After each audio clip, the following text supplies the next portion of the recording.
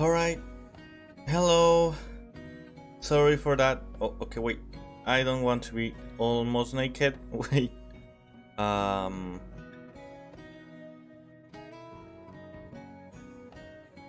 up. And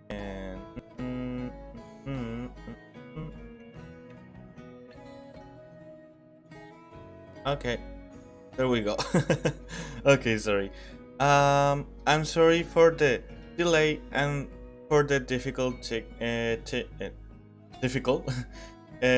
technical difficulties. That wasn't my intention. I already lost a lot of time. I wanted to use my model today, but for some reason PC is not collaborative today, so I settled for the PNG because okay, so as you can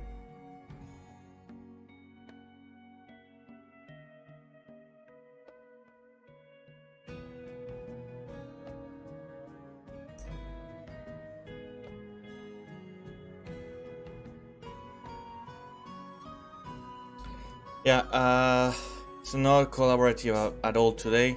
This is going to be an issue. Okay, well, as you can read in the chat, probably I won't be able to read today's chat because I want to spend all the time I can reading the script. Okay, thank you so much for 100 subs again.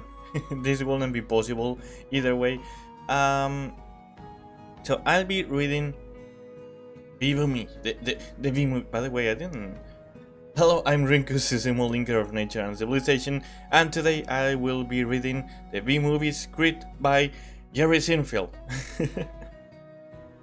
Okay, so how am I going to do it? I'll try to use different voices. I can't promise anything, but I will try.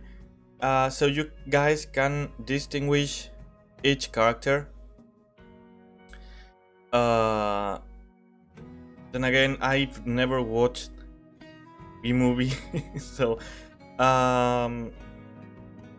maybe I should. I don't even know how long it is. Maybe I don't have enough time with the schedule time I have. I hope so. I want to do it in one sitting. So without further ado, because I already lost so much time, oh my goodness, let's start, okay? Black screen with text. Sound of buzzing bees can be heard. According to all known laws of aviation, there is no way a bee should be able to fly. Its wings are too small to get its fat little body off the ground. The bee, of course, flies anyway. Because bees don't care what humans think is impossible. Sorry. Barry is picking out a shirt. Yellow, black, yellow, black, yellow, black, yellow, black. Oh, black and yellow. Let's shake it up a little. Barry, breakfast is ready. Coming. Hang on a second. Barry uses his antenna like a phone. Hello? Through phone. Barry? Adam? Can you believe this is happening? I can help pick you up. Barry flies down the stairs. Looking sharp. Use the stairs, your father paid good money for those. Sorry, I'm excited. Here's the graduate. We're very proud of you, son. A perfect report card. All B's. Very proud. Wraps Barry's hair. Ma, I got a thing going here. You gotta lean on your fuss. Oh, that's me. Wave to us. We'll be in row. Okay, wait. Number. We'll be in row 118,000. Is that it? Bye. Barry flies out the door. Barry, I told you, stop flying in the house. Barry drives through the hive and is waved at by Adam, who is reading a newspaper. Hey Adam. Hey Barry. Adam gets in Barry's car. Is that fast, Jill? A little. Special day graduation. Never thought I'd make it. Barry pulls away from the house and continues driving. 3 days grade school, 3 days high school. Those were awkward. 3 days college, I'm glad I took a day and hitchhiked around the hive. They come back different. Barry and Adam pass by Artie, who is jogging. Hi, Barry! I don't even know who these are. Who are these people? Artie wearing a mustache. Looks good. Okay, but Frankie... Okay, I'm sorry, I'm not going to... Maybe I should just name the characters, I'm sorry. Because I don't even know... it's just confusing to me, okay? Barry. Artie growing a mustache, it looks good. Adam. Hear about Frankie? Barry. Yeah. Adam. You going to the funeral? Barry. No, I'm not going to his funeral. Everybody knows, sting someone you die. Don't waste it on a squirrel. Such a hothead. Adam. I guess he could have just gotten out of the way. Guard does a barrel roll on the loop-shaped bridge and lands on the highway. I love this incorporating an amusement park into our regular day. Barry. I guess that's why they say we don't need vacations. Barry parallel parks the car and together they fly over the graduation students. Boy, quite a bit of pomp under the circumstances. Barry and Adam sit down and put on their hats. Well, Adam, today we are men. Adam. We are. Barry. Be men. Oh, okay. I didn't get it. Adam. Amen. Barry and Adam. Hallelujah. Barry and Adam both have a happy spasm. Wait, what? I think it's just better if I've never watched the movie, actually. Announcer. Students, faculty, distinguished bees, please welcome Dean Boswell. Dean Boswell. Welcome New Hive City. Okay, it says OIT here. Is that correct? New Hive City. Graduation class of 9. That concludes our ceremonies and begins your career at Honex Industries. Adam. Will we pick our job today? Adam and Barry get into our tour bus. Barry. I heard it's just orientation. Tour buses rise out of the ground and the students are automatically loaded into the buses. Tour guide. Heads up, here we go. Announcer. Keep your hands and antennas inside the tram at all times. Barry. Wonder what it'll be like. Adam. A little scary. Okay, these dialogues are too short. I need something longer. Tour guide. Welcome to Honex, a division of Honesco. Honesco? Honesco? I don't know actually. And a part of the Hexagon group. Barry. This is it. Barry and Adam. Wow. Barry. Wow. The bus drives down a road and the bus drives down a road and on either side are the bees' massive complicated honey making machines. Tour guide. We know that you, as a bee, have worked your whole life to get to the point where you can work for your whole life. Honey begins when our valiant pollen jugs bring the nectar to the hive. Our top secret formula is automatically color corrected, scent adjusted and bubble contour into this soothing sweet syrup with its distinctive golden glow. You know as, everyone was honey. The guide has been collecting honey into a bottle and she throws it into the crowd on the bus and it is caught by a girl in the back. Adam, that girl was hot. What the fuck? Barry, she's my cousin. Adam, she is? Barry, yes, we are all cousins. Right, you're right. Oh my goodness.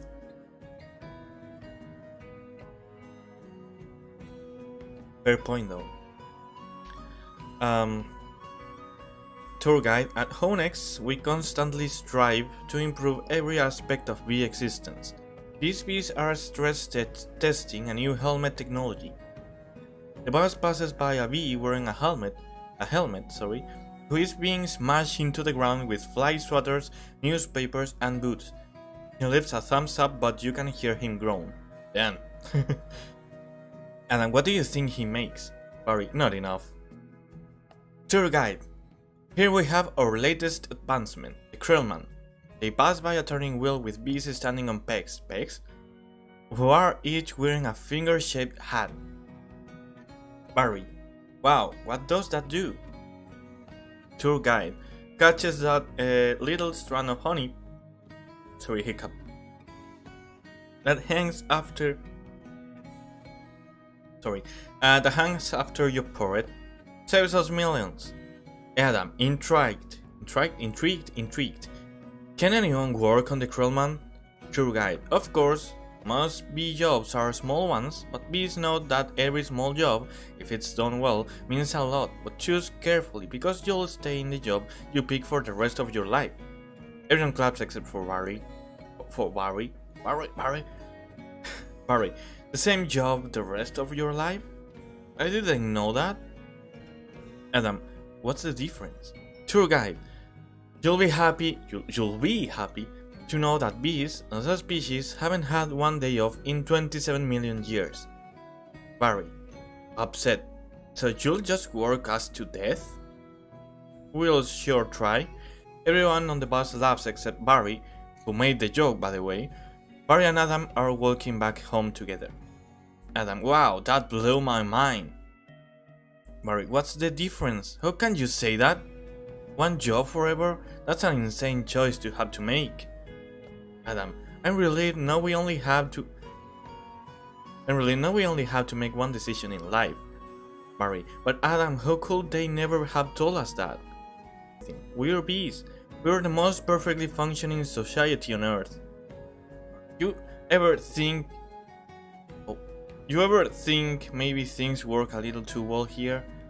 Okay, I think I'm just not going to name the characters. I'm sorry if it gets confusing. The point of this is just to, Okay, you ever think maybe things work a little too well here? Like what? Give me one example. Barry and Adam stop walking and it is revealed to the audience that hundreds of cars are speeding by and narrowly missing them in perfect unison. I don't know, but you know what I'm talking about. Please clear the gate. Royal Nectar Force on approach. Wait a second, check it out. Pollen jugs fly in, circle around and landing in line. Hey, those are pollen jugs. Wow, I never seen them this close. They know what it's like outside the hive. Yeah, but some don't come back. Hey jugs, hi jugs. The pollen jugs hook up their backpacks to machines that pump the nectar to trucks which drive away. Luloduba? Who is Luloduba? You guys did great. You're monster. You're sky freaks. I love it. Punching the pollen jugs in joy. I love it. I wonder where they were. I don't know. Their day is not planned. Outside the hive, flying who knows where, doing who knows what. You can't just decide to be a pollen jug. You have to be bred for that. Right. Barry and Adam are covered in some pollen that float off of the pollen jugs. Look at that. That's more pollen than you and I will see in a lifetime. It's just a status symbol. Bees makes too much of it. Perhaps, unless you're wearing it and the ladies see you wearing it. Barry waves at two girls standing a little away from them. Those ladies, aren't they our cousins too? Distant. Okay, pollen jug number 1. Look at these two. Pollen jug number 2. Couple of hive Harrys. Okay, pollen jug 1 again. Let's have fun with them. Girl B number 1. It must be dangerous being a pollen jug. What's the cohesion here? I don't understand anything. Barry. Yeah, once a bear pinned me against a mushroom. He had a paw on my throat and with the other he was slapping me. He slapped Adam with his hand to represent his scenario. Oh my! I never thought I'd knock him out. Looking at Adam, what were you doing during this? Obviously I was trying to alert the authorities. I can autograph that. Okay, no, that's just confusing. I'll name the characters, I'm sorry. The pollen jugs walk up to Barry and Adam. They pretend that Barry and Adam really are pollen jugs. Pollen jug number 1 says, a little gusty out there today, wasn't it, comrades? Comrade? Barry says, yeah, Gusty. Polling joke number 1 says, we're hitting a sunflower patch 6 miles from here tomorrow. Barry says, 6 miles, huh? Adam says, Barry? Polling joke number 2 says, a puddle jump for us, but maybe you're not up for it. Barry says, maybe I am. Adam says, you are not. Polling joke number 1 says, we are going 0900 at J-Gate. Okay. What do you think, Bossy Boy? Are you being off? Barry says, I might be. It all depends on what 0900 means. The scene cuts to Barry looking out on the Hive City from his balcony at night. Martin, someone I don't know who is, says, hey, Honex. Barry says, Dad, you surprised me. Martin says, you decide what you're interested in. Barry says, well, there's a lot of choices, but you only get one. Do you ever get bored of doing the same job every day? Martin says, so let me tell you about steering. You grab that stick and you just move it around and you steer it around. You get yourself into a rhythm. It's a beautiful thing. Barry says, you know that the more I think about it, maybe the honey field just isn't right for me. Martin says, you were thinking of what, making balloon animals? That's a bad job for a guy with a stinger. Janet, your son's not sure he wants to go into honey? Janet says, Barry, you are so funny sometimes. Barry says, I'm not trying to be funny. Martin says, you're not funny, you're going into honey. Our son, the steerer. Janet says, you're gonna be a steerer? Barry says, no one's listening to me. Martin says, wait till you see the sticks I have. Barry says, I could say anything right now. I'm gonna get an ant tattoo.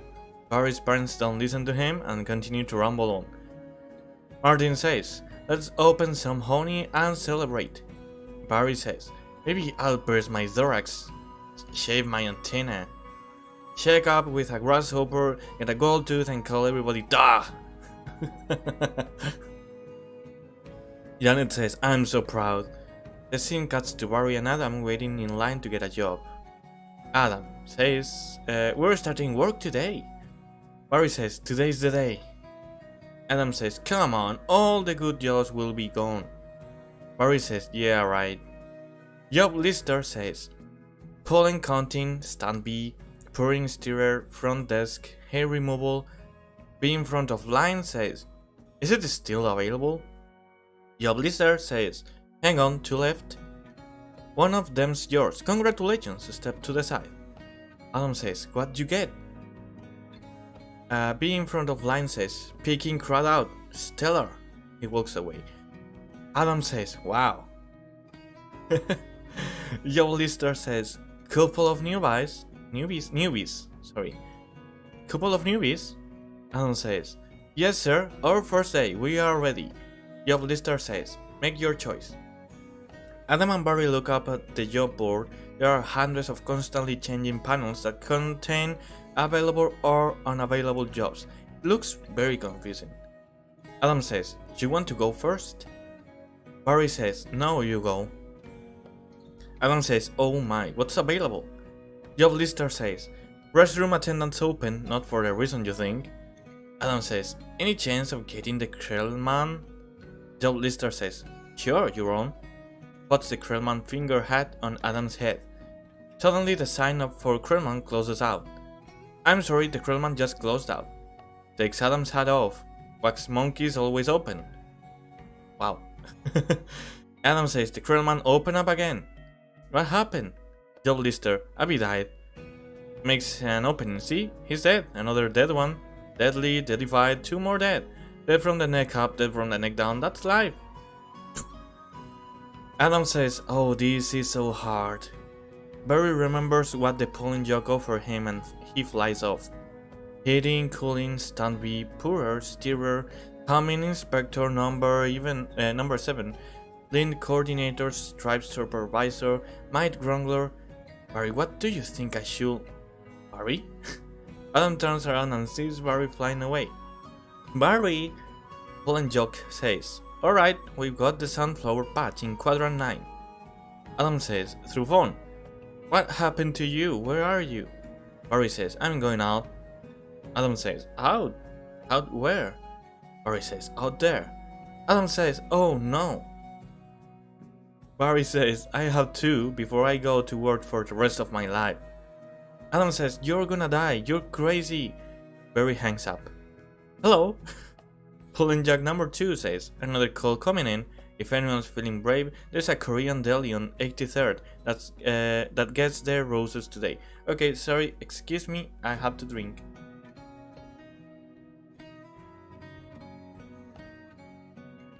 That's good. Okay, let's continue.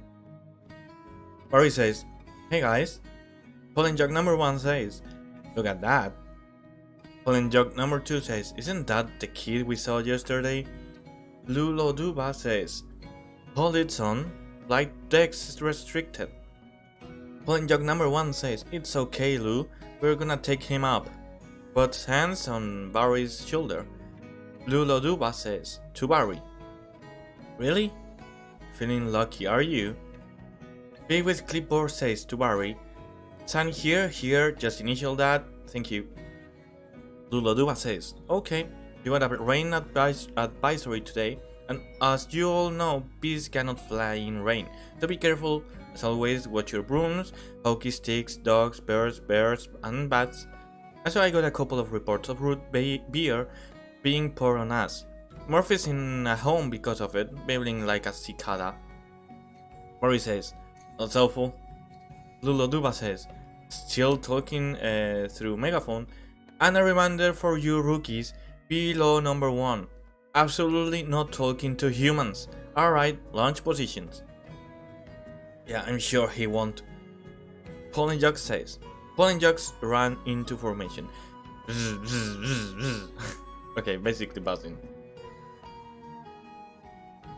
Vtuber says, black and yellow.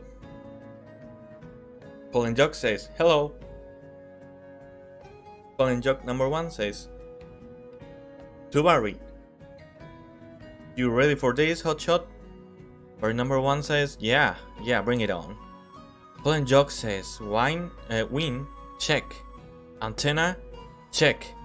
Nectar pack, check. Wings, check. Stinger, check. Barry says, scared out of my shorts? Check. Vtuber says, okay ladies, let's move it out. Pond those petunias, you striped stem suckers. All of you, drain those flowers. Pollen Jocks fly out of the hive. Barry says, wow, I'm out. I can't believe I'm out. So blue. I feel so fast and free.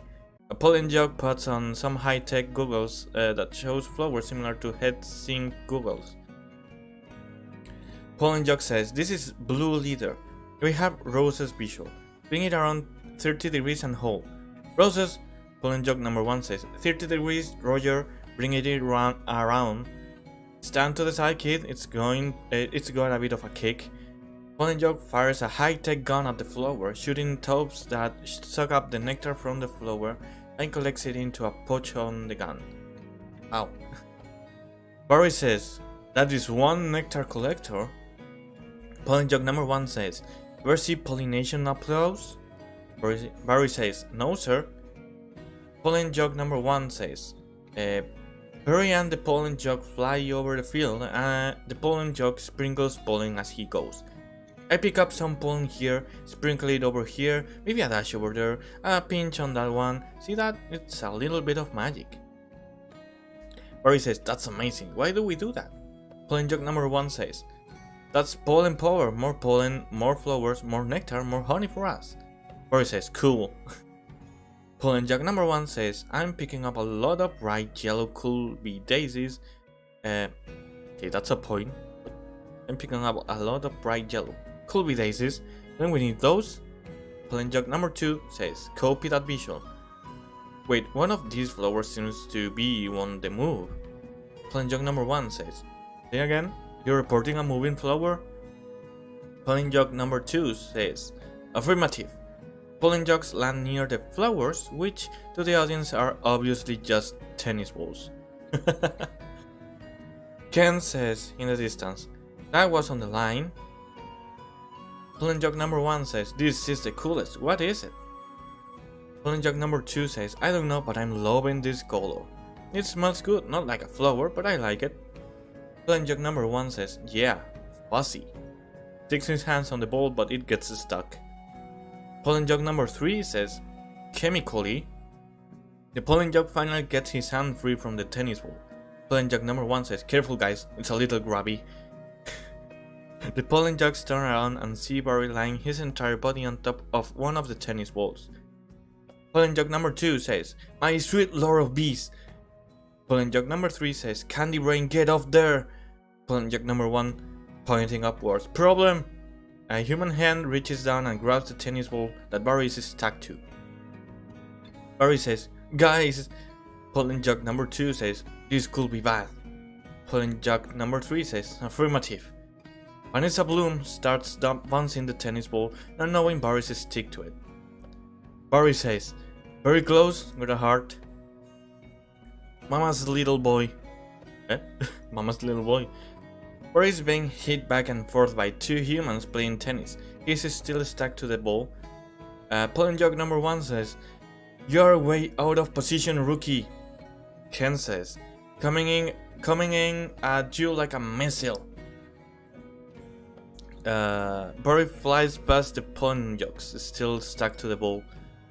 Barry says in slow motion, help me!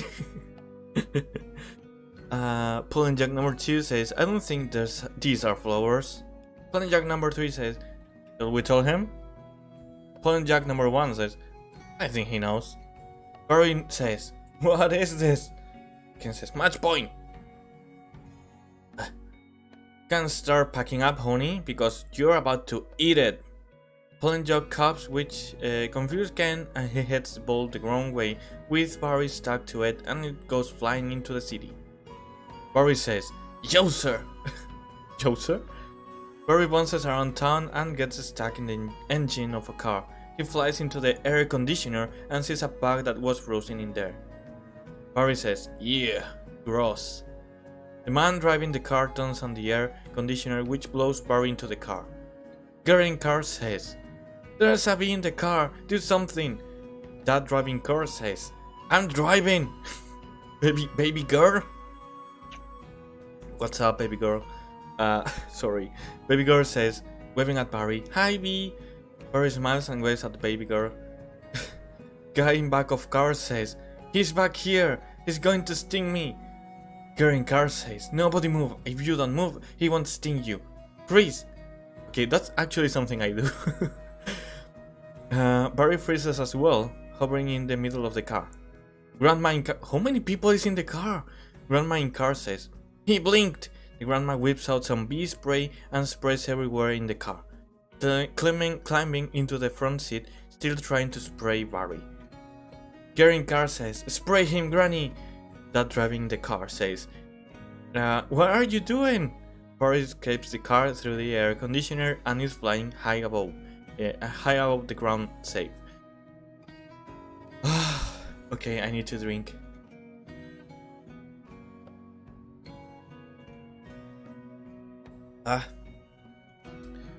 Okay. Barry says, wow, the tension level out here is unbelievable. Barry sees that storm clouds are gathering and he can see rain clouds moving into this direction. I gotta get home, sorry. Can't fly in rain. A raindrop hits Barry and one of his wings is damaged. Can't fly in rain. A second raindrop hits Barry again and he spirals downward. Mayday, mayday, be going down. Okay, what is this? Wait, it says literally. Okay, I'm going to read this literally, okay? World War II playing sound effects outplayed as he plummets, and he crash lands on a plant, inside an apartment near the window. Why specifically World War II? Why? Okay, alright. Vanessa Bloom says, Ken, could you close the window please? Ken says, hey, check out my new resume. I made it into a fold-out brochure. You see? Pulls brochure's resume out. Pulls out. Ken closes the window, trapping Barry inside. Barry says, "Oh no, more humans, I don't need this." Barry tries to fly away, but smashes into the window and falls again. What was that? Barry keeps trying to fly out the window, but he keeps being knocked back because the window is closed. Maybe this time, there's drapes. Barry taps the glass, he doesn't understand what it is. That is diabolical. Ken says, "It's fantastic, it's got all my special skills, even my top 10 favorite movies." Andy says, "Who is Andy?" Andy says, "What's number 1? Star Wars?" Ken says, "Nah, I don't go for that." Ken makes finger guns and makes pew pew pew sounds and then stops. Kind of stuff. That sounds so dumb in the script. Barry says, "No wonder we shouldn't talk to them, they're out of their minds." Ken says, "When I leave a job interview, they're flabbergasted. Can't believe what I say." Barry says, looking at the light of the ceiling, "There's the sun, maybe there's a way out." Starts flying toward the light bulb. "I don't remember the sun having a big 75 on it." Barry hits the light bulb and falls into the dip on the table that the humans are sitting at. Ken says, "I predicted global warming. I could feel it getting hotter. At first I thought it was just me." And he dips a chip into the bowl and scoops up some dip with Barry on it and is about to put it in his mouth. Okay, wait, I got lost. Okay, here. Wait, stop! B! Andy drops the chip with Barry in fear and backs away. All the humans freak out. "Stand back! These are winter boots!" Ken has winter boots on his hand and he is about to smash it the bee, but Vanessa saves him last second. What is this movie? It makes no sense. I mean, I am imagining everything happening, but it sounds very, very weird, like very random. Okay, Vanessa says, "Wait, don't kill him." Vanessa puts Barry in a glass to protect him. Ken says, "You know I'm allergic to them. This thing could kill me." Vanessa says, "Why does his life have less value than yours?" Ken says, "Why does his life have any less value than mine? Is that your statement?" Vanessa says, "I'm just saying all life has value. You don't know what he's capable of feeling." Vanessa picks up Ken's brochure and puts it under the glass so she can carry Barry back to the window. Barry looks at Vanessa in amazement. "Oh, he fell in love. My brochure!" Okay, that was Ken, sorry. I skipped that. Vanessa says, "There you go, little guy." Vanessa opens the window and lets Barry out, but Barry stays back and is still shocked that a human saved his life. Ken said, "I'm not scared of him, it's an allergic thing." Vanessa says, "But put that on your resume, brochure." Ken says, "My whole face could puff up." Andy says, Make it one of your special skills." The ultimate attack. Oh my god. Ken says, "Knocking someone out is also a special skill." Ken walks to the door. "Right. Bye, Vanessa, thanks." Vanessa, "Next week? Yogurt night? Yogurt night?" Vanessa says, "Sure, Ken, you know, whatever. By the way, just one quick stop. I don't know how many people is connected right now because I'm not checking. I know because of the stream, you know, I can see the stream itself that I'm having comments. I can read them correctly. Thank you all for coming, but I will repeat. I mean, it's pinned there, I think, but I'm not going to read the comments that you leave me. Basically, because I want to make the most of my time. Basically, I'm sorry, guys, but still, I'd appreciate if you commented and reacted to whatever this is. Thank you for coming, though. I appreciate your support. Thank you very much. Okay, where was I at? Okay, here. Vanessa says, sure Ken, you know, whatever. Vanessa tries to close the door. Ken says, you could put carob chips out on there. Vanessa says, bye. Closes door, but Ken opens it again. Ken says, supposed to be less calories. Vanessa says, bye. Closes door. Fast forward to the next day. Barry is still inside the house. He flies into the kitchen where Vanessa is doing dishes. Let me drink a little.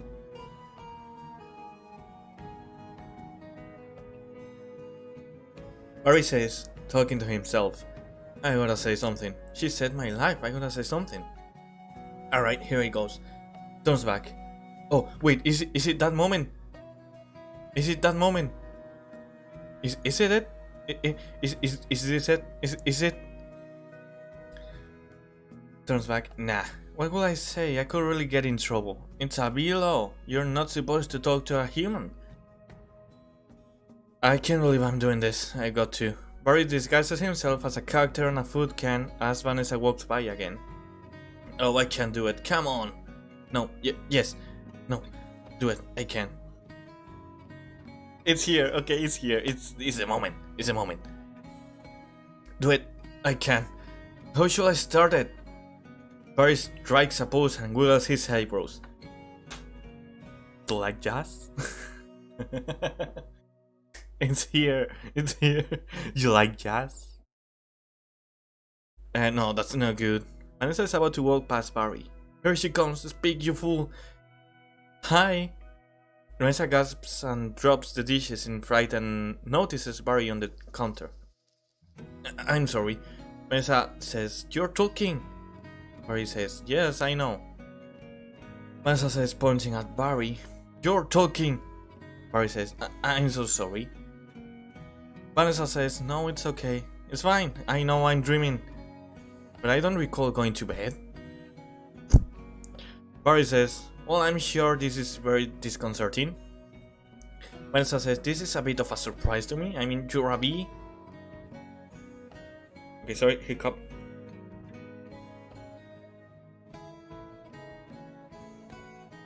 Alright. Sorry. Barry says, I am, and I'm not supposed to be doing this. Pointing to the living room where Ken tried to kill him last night. But they were all trying to kill me, and if it wasn't for you, I had to thank you. It's just how I was raised. Vanessa what? Eh? Vanessa stabs her hen with a fork? What? To test whether she's dreaming or not. That was a little weird. Vanessa says, I'm talking with a bee. Barry says, yeah? Vanessa says, I'm talking to a bee and the bee is talking to me. Barry says, I just want to say I'm grateful. I leave now. Barry turns to leave. Vanessa says, wait, how did you learn to do that? Barry, flying back, says, what?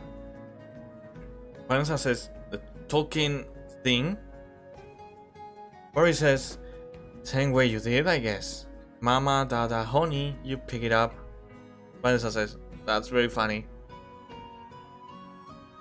Hey, why is it funny? Barry says, yeah, bees are funny. If we didn't laugh, we'd cry with what we have to deal with. Anyway, Vanessa says, can I get you something? Barry says, like what? Vanessa says, I don't know, I mean, I don't know, coffee? Barry says, I don't want to put you out. Vanessa says, it's no trouble, it makes 2 minutes.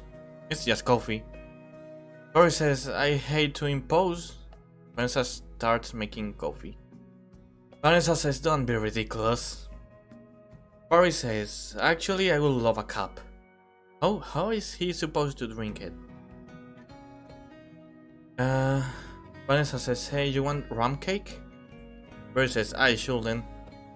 Vanessa says, have some. Barry says, no, I can't. Vanessa says, come on. Barry says, I'm trying to lose a couple micrograms. Vanessa says, where?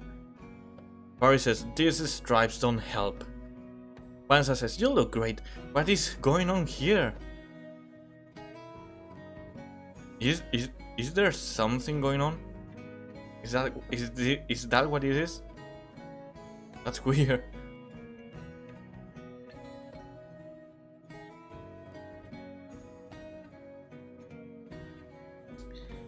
Okay, Barry says, I don't know if you know anything about fashion. Are you alright? Vanessa says, pouring coffee on the floor and missing the cup completely. No.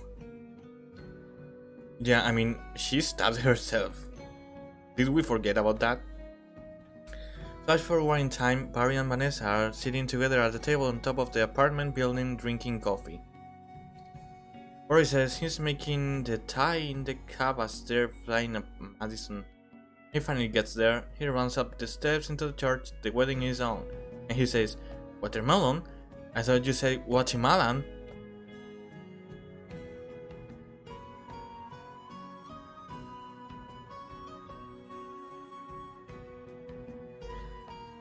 Oh my god. Is bro for real? is bro for real? Guatemalan? Is that even the correct pronunciation? Oh my goodness, okay. Why will I marry... Okay. Wait, why will I marry a watermelon? Barry laughs, but Vanessa looks confused. I am confused too. Is that a B joke? Barry says, that's the kind of stuff we do. That's the kind of stuff we do. Vanessa says, yeah, different. So what are you gonna do, Barry? Barry stands up top of a sugar cube floating in his coffee and paddles it around with a straw like it's a gondola. Barry says, about work? I don't know. I want to do my part for the high, but I can't do it the way they want.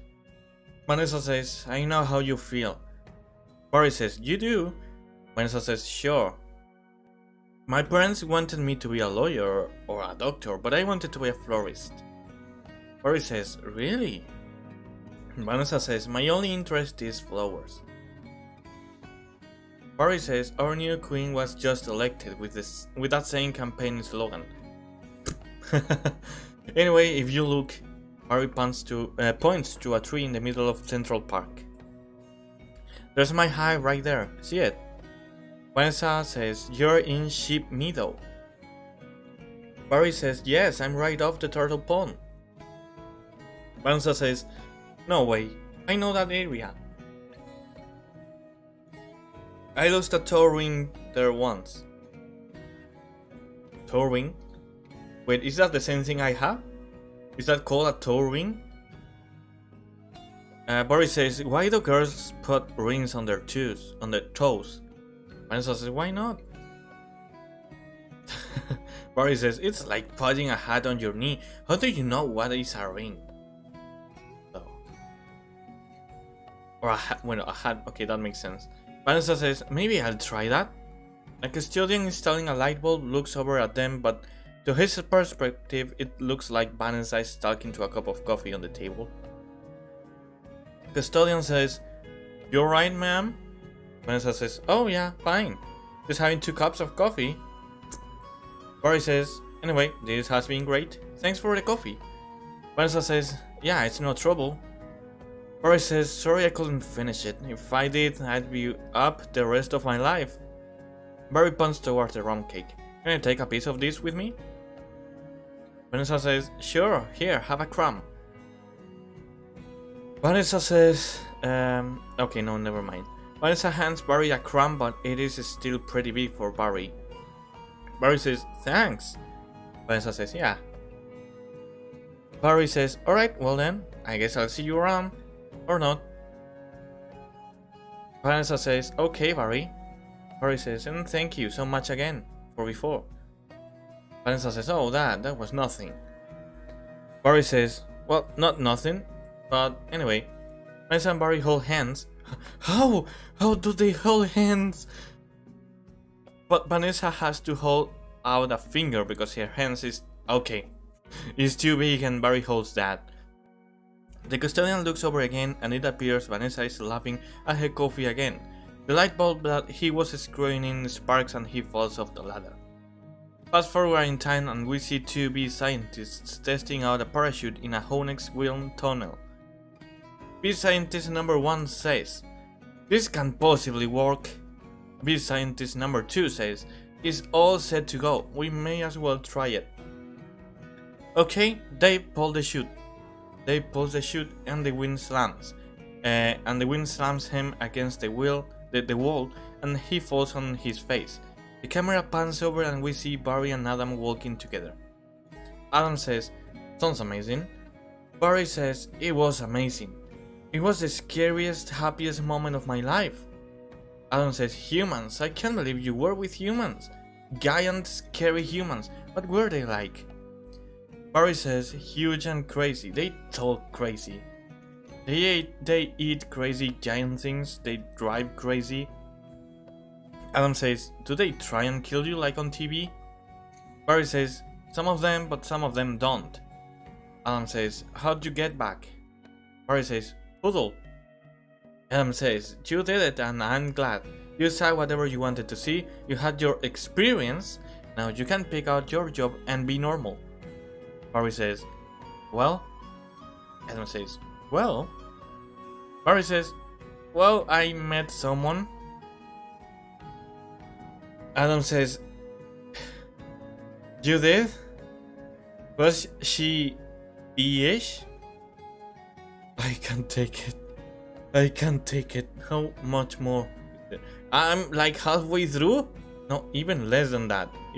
I'm not even halfway through. Oh my goodness.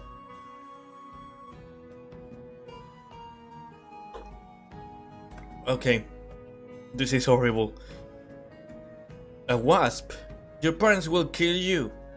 No, Boris says, no, not a wasp. Adam says, spider? Boris says, I'm not attracted to spiders. I know for everyone else it's the hottest thing with the 8 legs and all. I can get by that face. Adam says, so who is she? Boris says, she is human. Adam says, no, that's a below. You wouldn't break a below. Barry says, her name's Vanessa. Adam pats his head in his hands. Adam says, oh boy. Barry says, she's so nice and she's a florist. Adam says, oh no, you're dating a human florist? Is he dating her? So weird. Barry says, we are not dating, okay. Adam says, you're flying outside the hive, talking to humans that attack our homes with power washes and M80s. That's 1/8 a stick of dynamite. Barry says, she saved my life and she understands me. Adam says, this is over. Barry says, eat this. Barry gives Adam a piece of the crumb that he got from Vanessa. Adam eats it. Adam says, Adam's tone changes. This is not over. What was that? Barry says, they call it a crumb. Adam says, it was so stinging stripy. Barry says, and that's not what they eat. That's what falls off what they eat. You know what a cinnamon is? Adam says, no. Adam opens a door behind him and he pulls Barry in. Barry says, it's bread and cinnamon and frosting. Adam says, be quiet. Barry says, they heat it up. Adam says, sit down. Adam forces Barry to sit down. Barry says, still rambling about cinnamons, really hot. Adam grabs Barry by the shoulders. Adam says, listen to me. We are not them, we are us. There's us and there's them. Barry says, yes, but who can deny the heart that is yearning? Wow, that's deep. Wow, okay. Adam says, there's no yearning. Stop yearning. Listen to me. You have got to start thinking B, my friend. Thinking B. Barry says, thinking B. Worker B says, thinking B. Worker B and Adam says, thinking B, thinking B. Where did the worker bees get from? Okay, wait, they continue. Thinking B, thinking B. Flash forward in time. Barry is laying on a raft in a pool full of honey. He is wearing sunglasses. Janet says, there he is. He's in the pool. Martin says, do you know what your problem is, Barry? Barry pulls down his sunglasses and he looks annoyed. Barry says sarcastically, is that a word? I just made it up. I gotta start thinking, B. Janet says, how much longer will this go on? Martin says, it's been 3 days. Why aren't you working? Put sunglasses back on. Barry says, I got a lot of big life decisions to think about. Martin says, what life? You have no life. You have no job. You're barely a bee. Janet says, will it kill you to make a little honey? Barry rolls off the raft and sinks into the honey pool. Barry, come on. Barry, come out. Your father's talking to you. Martin, will you talk to him? Martin says, Barry, I'm talking to you. Barry keeps sinking into the honey until he is suddenly in Central Park having a picnic with Vanessa. What? Barry has a cup of honey and he clinks his glass with Vanessa's. Suddenly a mosquito lands on Vanessa and she slaps it, killing it. They both gasp but then burst out laughing. That makes no sense. She's breaking what she said earlier. Didn't all lives matter? What happened? Bruh? Why are they laughing? They just killed a mosquito. Vanessa says, you coming? Camera pans over and Vanessa is climbing into a small yellow airplane. Barry says, got everything? Vanessa says, all set. Barry says, go ahead, I'll catch up. Vanessa lifts off and flies ahead. Vanessa says, don't be too long. Barry catches up with Vanessa and he sticks out his arms like an airplane. He rolls from side to side and Vanessa copies him with the airplane. Vanessa says, watch this.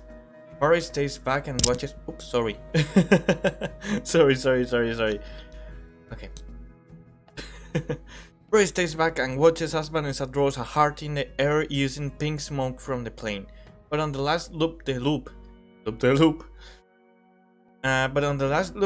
she suddenly crashes into a mountain and the plane explodes. The destroyed plane falls into some rocks and explodes a second time. What's going on? I don't understand anything. Okay, Barry says, Vanessa! As Barry is yelling, his mouth fills with honey and he wakes up, discovering that he was just daydreaming. Oh, okay. He slowly sinks back into the honey pool. Martin says, we're still here. Janet says, I told you not to yell at him. Okay, so it was basically like, Martin says, we are still here. Janet says, I told you not to yell at him. He doesn't respond to yelling. Martin says, then why yell at me? Janet says, because you don't listen. Martin says, I'm not listening to this. Barry says, sorry, I've gotta go. Martin says, where are you going? Barry says, I'm meeting a friend. Janet says, a girl? Is this why you can decide? Barry says, bye. Barry flies out the door and Martin shakes his head. Janet says, I just hope she's B-ish. Fast forward in time and Barry is sitting on Vanessa's shoulder and she is closing up her shop. Barry says, I have a huge parade of flowers every year in Pasadena. Vanessa says, to be in the tournament of roses, that's every florist's dream. Up on a float, surrounded by flowers, crowds cheering. Barry says, a tournament? Do the roses compete in athletic events? Vanessa says, no. Alright, I've got one. How come you don't fly everywhere?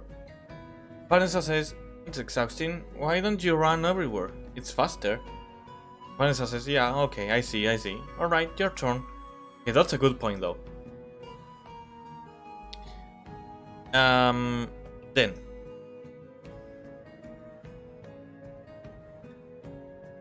Okay, wait, I I got lost. Okay, let me drink.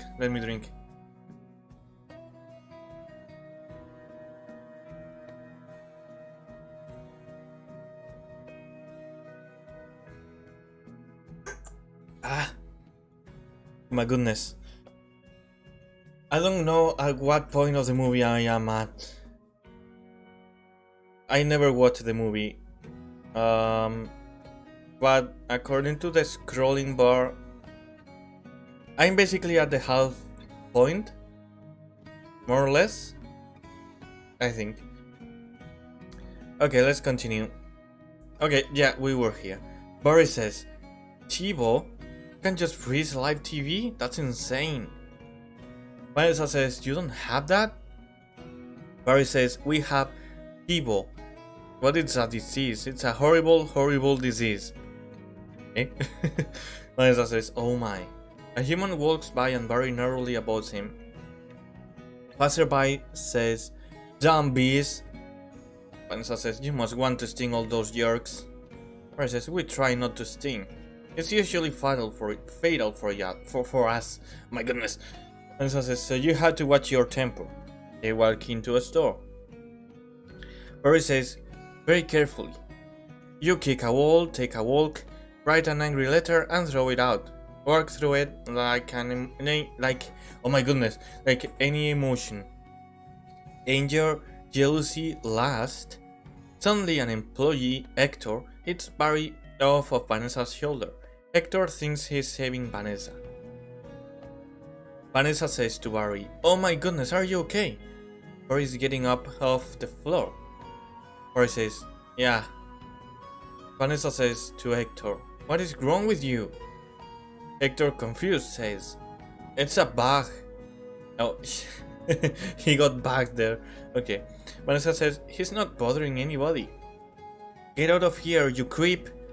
Vanessa hits Hector across the face with the magazine he had and then hits him in the head. Hector backs away, covering his head. Barry says, what was that? A pick and save circular? Vanessa sets Barry back on her shoulder. Vanessa says, yeah, it was. How did you know? Barry says, it felt like about 10 pages. 75 is pretty much our limit. Vanessa says, you really got that down to a science. Barry says, oh, we have to. I lost a cousin to Italian Vogue. Vanessa says, I'll bet. Barry looks to his right and notices there is honey for sale in the aisle. Barry says, what in the name of mighty Hercules is this? Barry looks at all the brands of honey, shocked. How did this get here? Cute Bee, Golden Blossom, Ray Liotta Private Select? Okay, Ray Liotta is someone, right? I don't know. The name rings a bell, but I'm not sure. Is he a baseball player, maybe? Or he was a baseball player? Could it be Ray Liotta? It really rings a bell. Is that supposed to be a joke, though? I don't know. Okay, Ray Liotta. Anyway, Barry puts his hands up and slowly turns around, a look of disgust on his face. Vanessa says, is he that actor? Oh, Ray Liotta is an actor? Barry says, I never heard of him. Why is this here? Vanessa says, for people, we eat it. Barry says, you don't have enough food of your own? Victor looks back and notices that Vanessa is talking to Barry.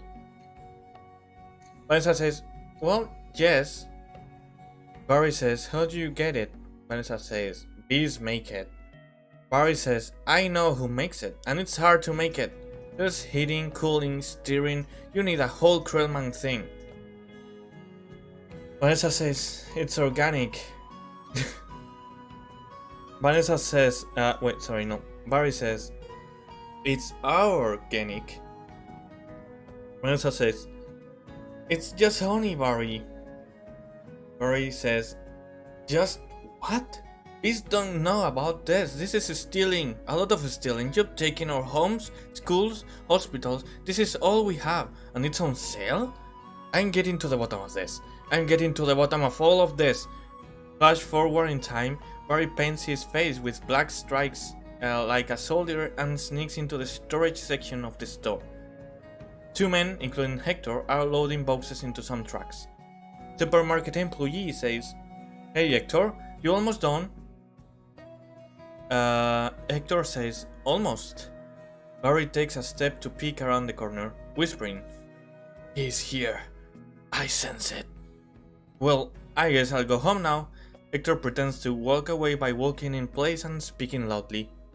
And just leave this nice honey out with no one around.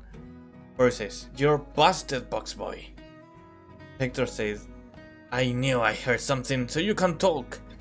Barry says, I can talk, and now you'll start talking. Where are you getting the sweet stuff? Was your... Okay, this movie became something. What is this? Hector said, I don't understand. I thought we were friends. What? Since when? The last thing we want to do is upset bees. Hector takes a thumb. Barry is using his stinger like a sword. What is this movie, man? What is this movie? You're too late. It's ours now. Barry says, you, sir, have crossed the ground sword. Hector says, you, sir, will be lunch for my iguana, Ignacio. Ignacio. Barry hits the thumbtack out of Hector's hand and Hector surrenders. Says, where is the honey coming from? Tell me where. Hector says, pointing to living truck. Honey farms. It comes from honey farms. Barry chases after the truck, but it is getting away. He flies onto a bicyclist's backpack and he catches up to the truck. Oh, I'm losing frames. Epic. Well. Okay, I think it's better now.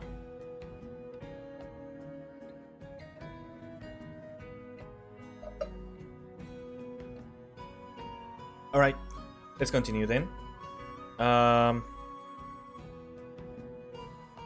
Okay, we were here.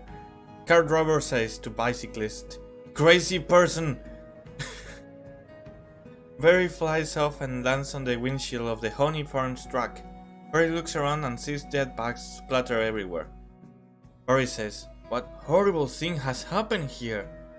These faces, they never knew what hit them, and now they're on the road to nowhere. Barry hears a sudden whisper. Barry looks up and sees Moose Blood, a mosquito playing dead. Moose Blood says, just keep still. Barry says, what, you're not dead? Moose Blood says, do I look dead? They will wipe anything that moves. Where are you headed? Barry says, to Honey Farms. I am onto something huge here. Moose Blood says, I'm going to Alaska. Moose Blood, crazy stuff, blow your head off. Another bug playing dead. I'm going to Tacoma. Barry looks at another bug. Barry said, and you? Moose Blood says, he really is dead. Barry says, alright. Another bug hits the windshield and the drivers notice, and they activate the windshield wipers. Moose Blood says, uh-oh. The windshield wipers are slowly sliding over the dead bugs and wiping them off. Barry says, what is that? Moose Blood says, oh no! A wiper! Triple blade! Barry says, triple blade? Moose Blood says, jump on, it's your only chance, B! Moose Blood and Barry grab onto the wiper and they hold on as it wipes the windshield. Why does everything have to be so doggone clean? How much do you people need to see? Bangs on windshield. Open your eyes. Stick your head out the window. Radio in truck says, from NPR News in Washington, I'm Carl Cosell. Moose Blood says, but don't kill no more bugs. Moose Blood says, and Moose Blood and Barry are washed off by the wiper fluid. Moose Blood says, B! Barry says, Moose Blood guy! Barry starts screaming as he hangs onto the antenna. Suddenly, it is revealed that a water bag is also hanging on the antenna. A water bag? That a thing? A water bag? There is a pause and then Barry and the water bag both start screaming. Truck driver says, you hear something? Guy in truck says, like what? Truck driver says, like tiny screaming. Guy in truck says, turn off the radio. The antenna starts to lower until it gets too low and sinks into the truck. The water bug flies off and Barry is forced to let go and he is blown away. He luckily lands inside a horn on top of the truck where he finds Mossblood, who was blown into the same place. Mossblood says, what's up, B-boy? Barry says, hey, Blood. Fast forward in time and we see that Barry is deep in conversation with Mossblood. They have been sitting in this truck for a while. Barry says, just a row of honey jars as far as the eye could see. Mossblood says, wow. Barry says, I assume wherever this truck goes is where they're getting it. I mean, that honey's ours. Mossblood says, bees hang tight. Barry says, we're all jammed in. It's a close community. Mossblood says, not us, man. We on our own. Every mosquito on his own. Barry says, what if you get in trouble? Mossblood says, you a mosquito, you're in trouble. Nobody likes us, they just smack. See a mosquito, smack, smack. Yes, and I will do it again. Barry says, at least you're out in the world, you must meet girls. Mossblood says, mosquito girls try to trade up, get with a moth, dragonfly. Mosquito girl don't want no mosquito. An ambulance passes by and it has a blood donation sign on it. You got to be kidding me? Mossblood's about to leave the building, so long be. Mossblood leaves and flies onto the window of the ambulance where there are other mosquitoes hanging out. Hey guys! Other mosquito, Mossblood! Mossblood says, I knew I'd catch y'all down here. Did you bring your crazy straw? The truck goes out of view and Barry notices that the truck he's on it is pulling into a camp of some sort. Truck driver says, we throw it in jars, slap a label on it, and it's pretty much pure profit. Barry flies out. Barry says, what is this place? Beekeeper number 1. Beekeeper? Beekeeper number 1 says, a bee's got a brain, the size of a pinhead. Beekeeper number 2 says, they are pinheads? Pinhead. Check out the new smoker. I'm not understanding anything. Beekeeper number 1 says, oh sweet, that's the one you want, the Thomas 3000. Barry says, smoker? Beekeeper number 1 says, 90 puffs a minute, semi-automatic, twice the nicotine, all the tar. A couple breaths of this knocks them right out. Beekeeper number 2 says, they make the honey and we make the money. Barry says, they make the honey and we make the money? The beekeeper sprays hundreds of cheap miniature apartments with the smoker. The bees are fainting or passing out. Oh my! What's going on? Are you okay? Barry flies into one of the apartments and helps a bee couple get off the ground. They are coughing and it's hard for them to stand. Bee in apartment says, yeah, it doesn't last too long. Barry says, do you know you're in a fake hive with fake walls?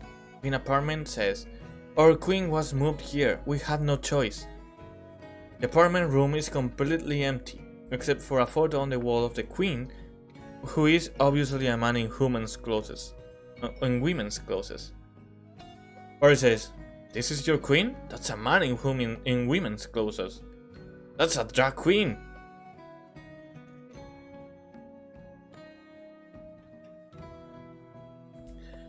Bruh. What is this? Barry flies out and he discovers that there are hundreds of these structures, each housing dozens of bees. Oh no! There's hundreds of them. Barry takes out his camera and takes pictures of these bee work camps. The beekeepers look very evil in these depictions. Bee honey. Our honey is being brazenly stolen on a massive scale. This is worse than anything bears have done. I intend to do something. Flash forward in time and Barry is showing these pictures to his parents. Janet says, oh Barry, stop. Martin says, who told you humans are taking our honey? That's a rumor. Barry says, do these look like rumors? holds up the pictures. Uncle Carl says, "That's a conspiracy theory. There are obviously doctor photos." Doctor? Janet says, "How did you get mixed up in this?" Adam says, "He's been talking to humans." Janet says, "What?" Martin says, "Talking to humans?" Adam says, "He has a human girlfriend and they make out." What? Bruh?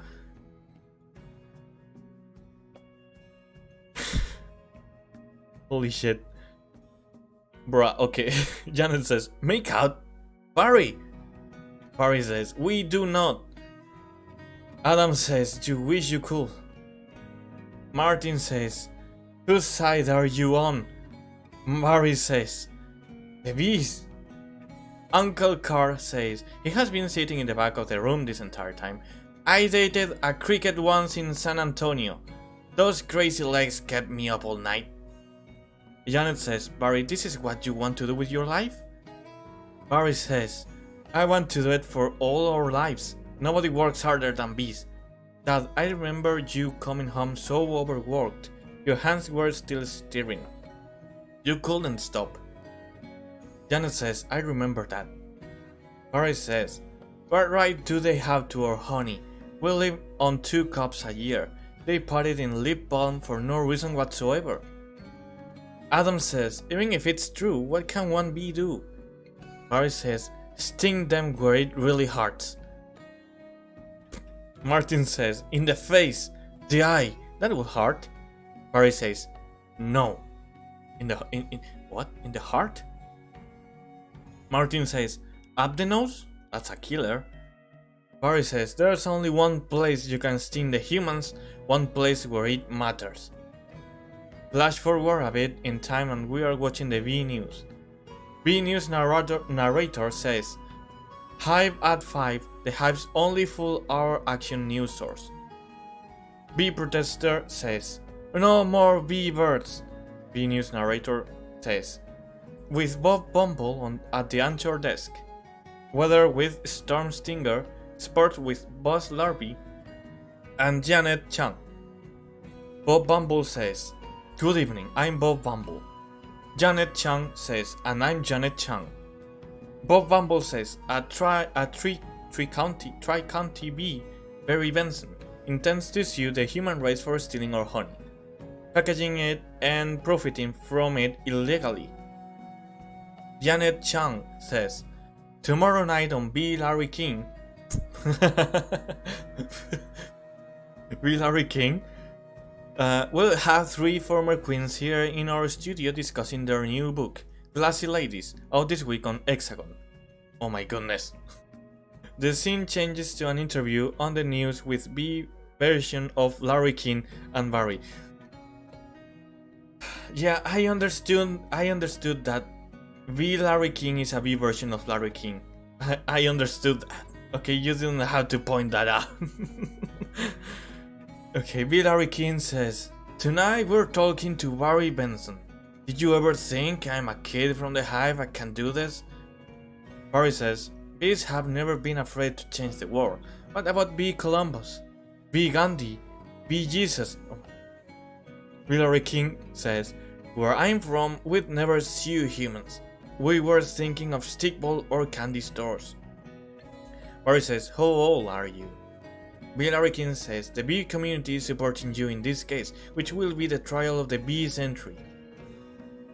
Barry says, "You know, they have Larry King in the human world too." B. Larry King says, "It's a common name. Next week." Barry says, "He looks like you and okay, I guess he says I, but it's omitted here. He looks like you and I has a wait. I'm confused here. He looks like you and has a show and suspenders are colored dots. Meh." Larry King says, "Next week." Barry says, "Glasses," quotes on the bottom from the guest, even though you just heard them. Larry King says, "We're weak next week. There's Kerry, Harry, and here, live." No, live, sorry. B. Larry King gets annoyed and flies away off screen. Barry says, Always lean forward, pointy shoulders, squinty eyes, very Jewish. What? What is this movie? What is this movie? What is this? What is this, bro? Okay. Flash forward in time, we see Vanessa enter and Ken enters behind her. They are arguing. Ken says, in tennis, you attack at the point of weakness. Vanessa says, it was my grandmother, Ken. She's 81. Ken says, honey, her backhand's a joke. I'm not gonna take advantage of that. For fuck's sake. Okay, I need to watch this movie, I think. Barry says to Ken, quiet please, actual work going on here. Ken says, pointing at Barry, is that that same bee? Vanessa says, yes it is. I'm helping him sue the human race. Barry says, hello. Ken says, hello bee. I can't take it anymore. I can't take it. I can't take it, please. Take it in. This is awful. This is awful.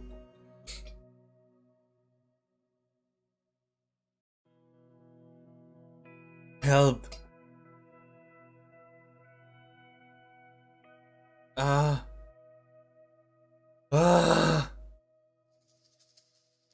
This is I don't know you guys. I don't even know how many people is watching me right now. But I don't know you guys, but I'm suffering right now, okay? I'm suffering. But I mean, that was the point of the goal, right? It wouldn't be entertaining if I didn't suffer, I guess. Okay. Okay, are we back? Good.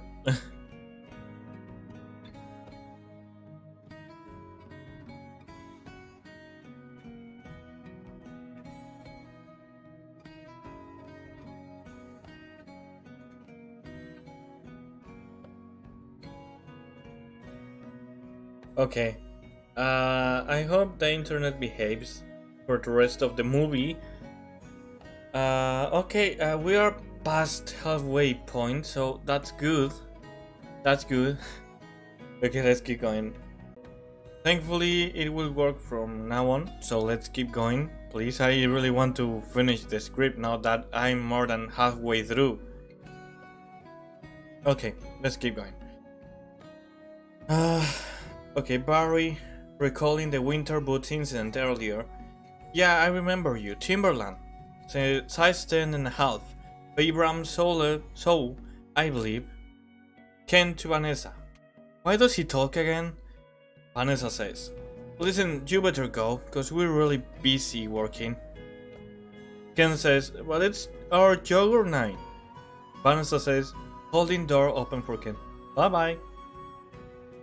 Ken yelling says, why is yogurt night so difficult? Ken leaves and Vanessa walks over. To Barry. His workplace is a mess. Vanessa says, you poor thing. You two have. Yes, Nadam here has been a huge help.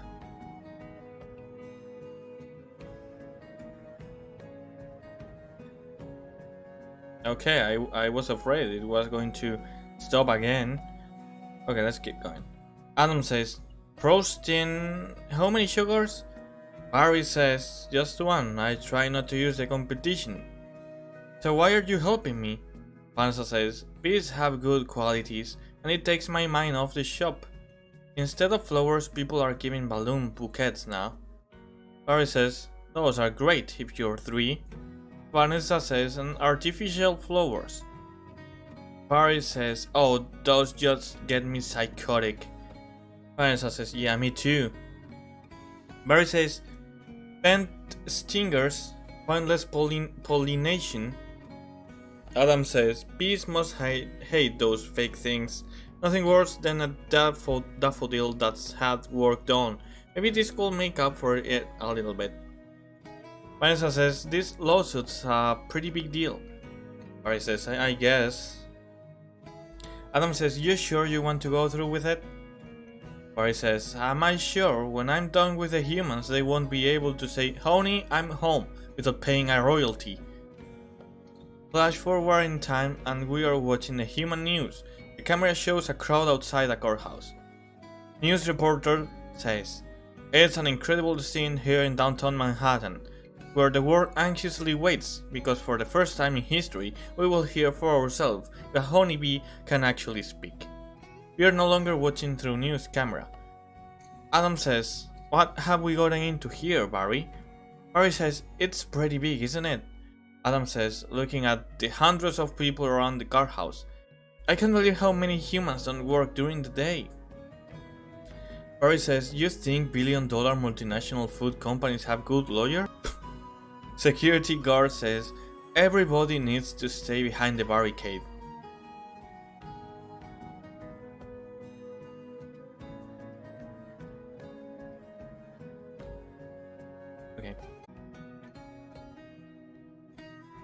Okay. Damn. Okay. It happened again. Okay, where was it? Yeah.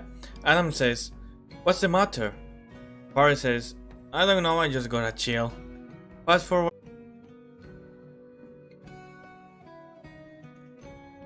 Okay, I'm checking constantly at the bit rate because it's failing a lot, so I am constantly checking and that makes me lose the track, sorry.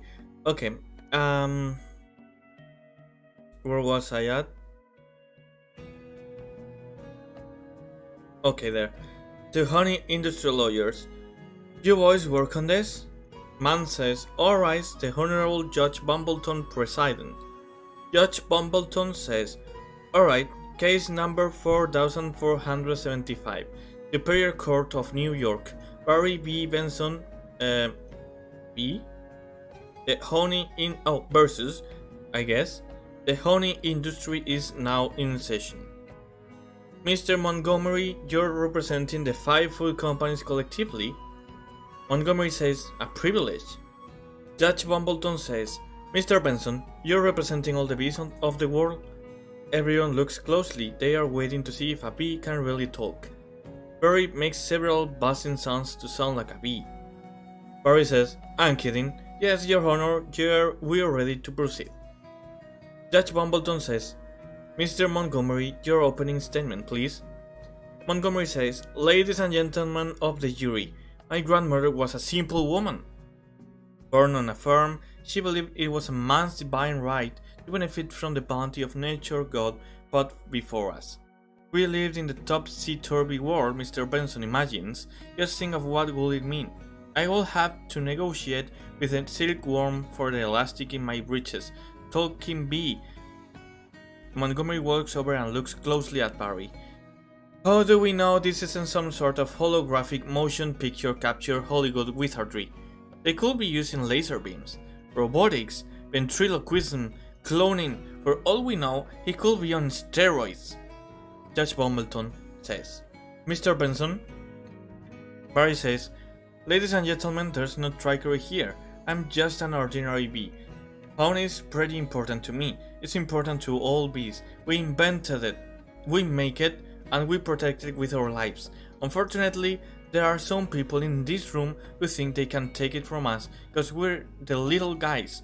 I'm hoping that after this is all over, you'll see how by taking our honey, you're not only taking everything we have, but everything we are. Janet says to Martin, I wish he'd dress like that all the time, so nice. Judge Bumbleton says, call your first witness. Barry says, so, Mr. Klaus van der Heyden of Honey Farms, big company you have. Klaus van der Heyden says, is it going to say Klaus van der Heyden every time he speaks? Oh, no, never mind. Klaus van der Heyden says, I suppose so. Barry says, I see you also own Honeyburton and Hornhorn. Klaus says, yes, they provide beekeepers for our farms. Barry says, beekeeper, I find that to be a very disgusting term. A very disturbing term. I don't imagine you employ any bee freers, do you? Klaus says quietly, no. Barry says, I couldn't hear you. Klaus says, no. Barry says, no, because you don't free bees, you keep bees. Not only that, it seems you thought a bear will be an appropriate image for a jar of honey. Klaus says, they're very lovable creatures. Yogi Bear, Fuzzy Bear, Build-A-Bear. Barry says, you mean like this? The bird from over the hedge bursting through the back door, and it is roaring and standing on its hind legs. It is thrashing its claws and people are screaming. It is being held back by a guard who has the bear on a chain. Pointing to the roaring bear, bears kill bees. How do you like his head crashing through your living room? Biting into your couch, speaking out your throw pillows.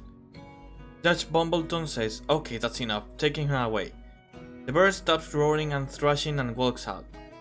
Barry says, so Mr. Sting, thank you for being here, your name intrigues me. Where have I heard it before? Mr. Sting says, I was with a band called The Police. Brian, seriously? Is that Sting from The Police? Barry says, but you've never been a police officer, have you? Sting says, no I haven't. Barry says, no you haven't. And so here we have yet another example of bee culture casually stolen by a human. For nothing more than a brands about stage name. Sting says, oh please.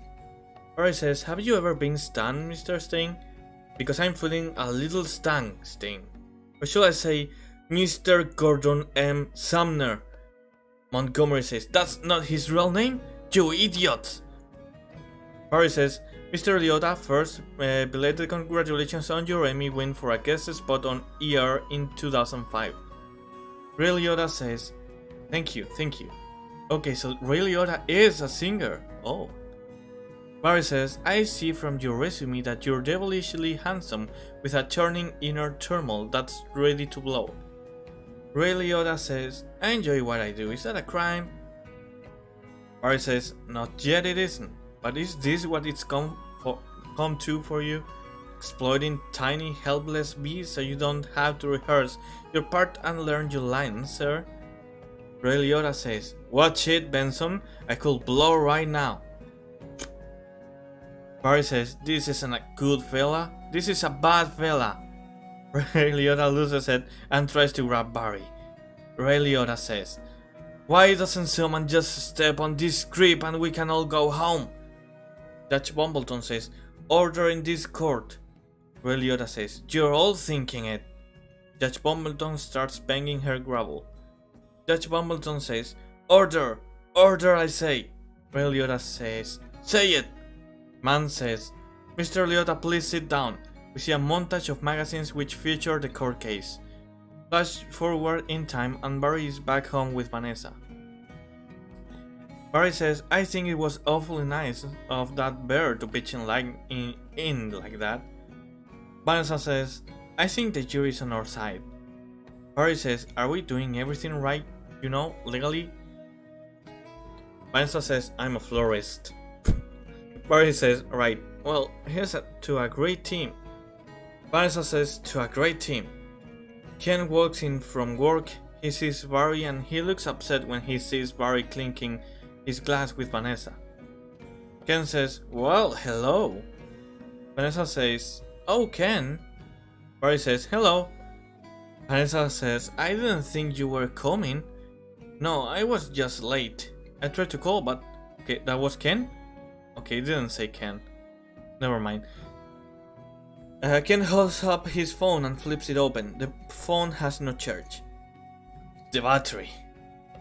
Vanessa says, I didn't want all this to go to waste, so I called Barry. Luckily he was free. Ken says, oh, that was lucky. Ken sits down at the table across from Barry and Vanessa leaves the room. Vanessa says, there's a little left, I could eat it up. Ken says, not taking his eyes off Barry, yeah, heat it up, sure, whatever. Barry says, so I hear you're quite a tennis player. I'm not much for the game myself. Okay, for some reason it didn't say Ken again.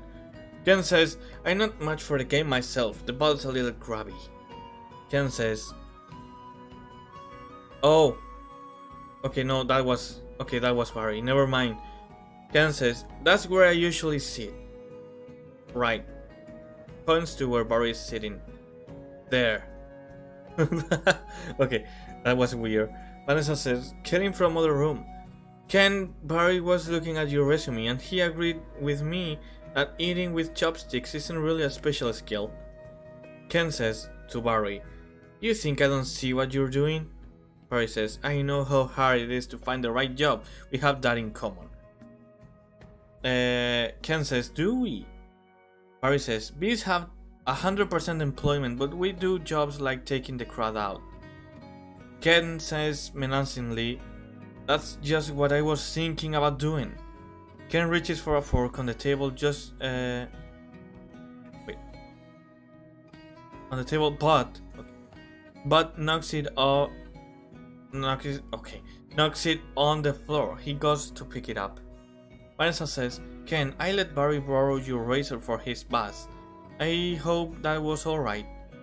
Ken quickly rises back up after hearing this but hits his head on the table and yells. Barry says, I'm going to drain the old stinger. Ken says, yeah, you do that. Barry flies past Ken to get to the bathroom and Ken freaks out, splashing some of the wine he was using to cool his head in his eyes. He yells in anger. Barry looks at the magazines featuring his victories in court. Barry says, look at that. Barry flies into the bathroom. He puts his hand on his head, but this makes hurts him and makes him even madder. He yells again. Barry is washing his hands in the sink, but then Ken walks in. Ken says, You know, I've just about had it. Closes bathroom door behind him with your little mind games. Ken is menacingly rolling up a magazine.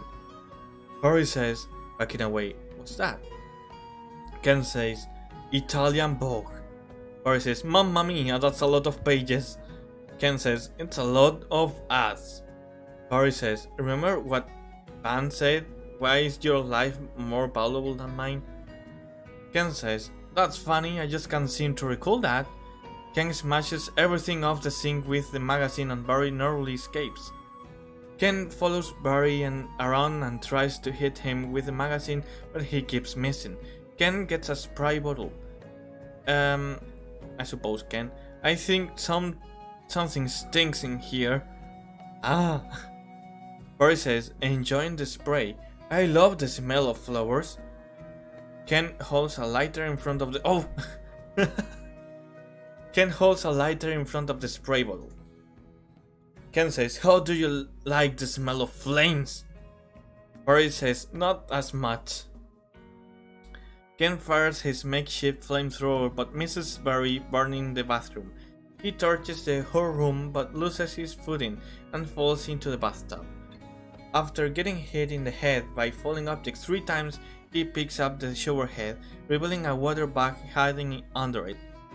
Water bag says, water bag, not taking sides. Barry gets up out of a pile of bathroom supplies and he is wearing a chapstick hat. Barry says, Ken, I'm wearing a chapstick hat. This is pathetic. Ken switches the shower head to Ledel. Ledel? Why is that an option? Ken says, I've got issues. Okay, excuse me a second. This feels terribly AI scripted. Why is this? This feels like an AI. Like I haven't watched the movie, but this feels terribly AI scripted. Alright. Well, a royal flash. Barry says, you're bluffing. Ken says, am I? Flushes toilet. Barry grabs a chopstick from the toilet seat and uses it to surf in the flushing toilet. Barry says, "Surf's up, dude."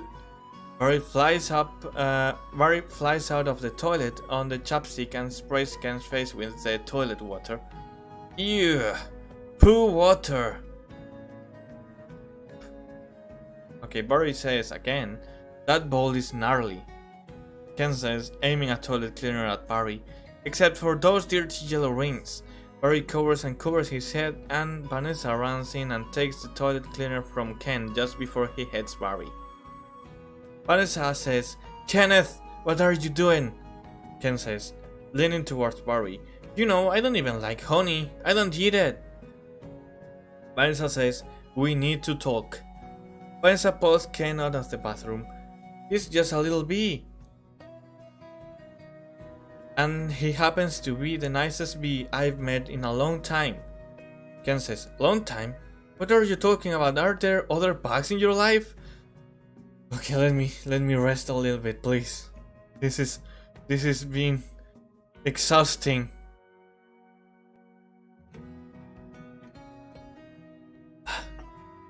God damn it.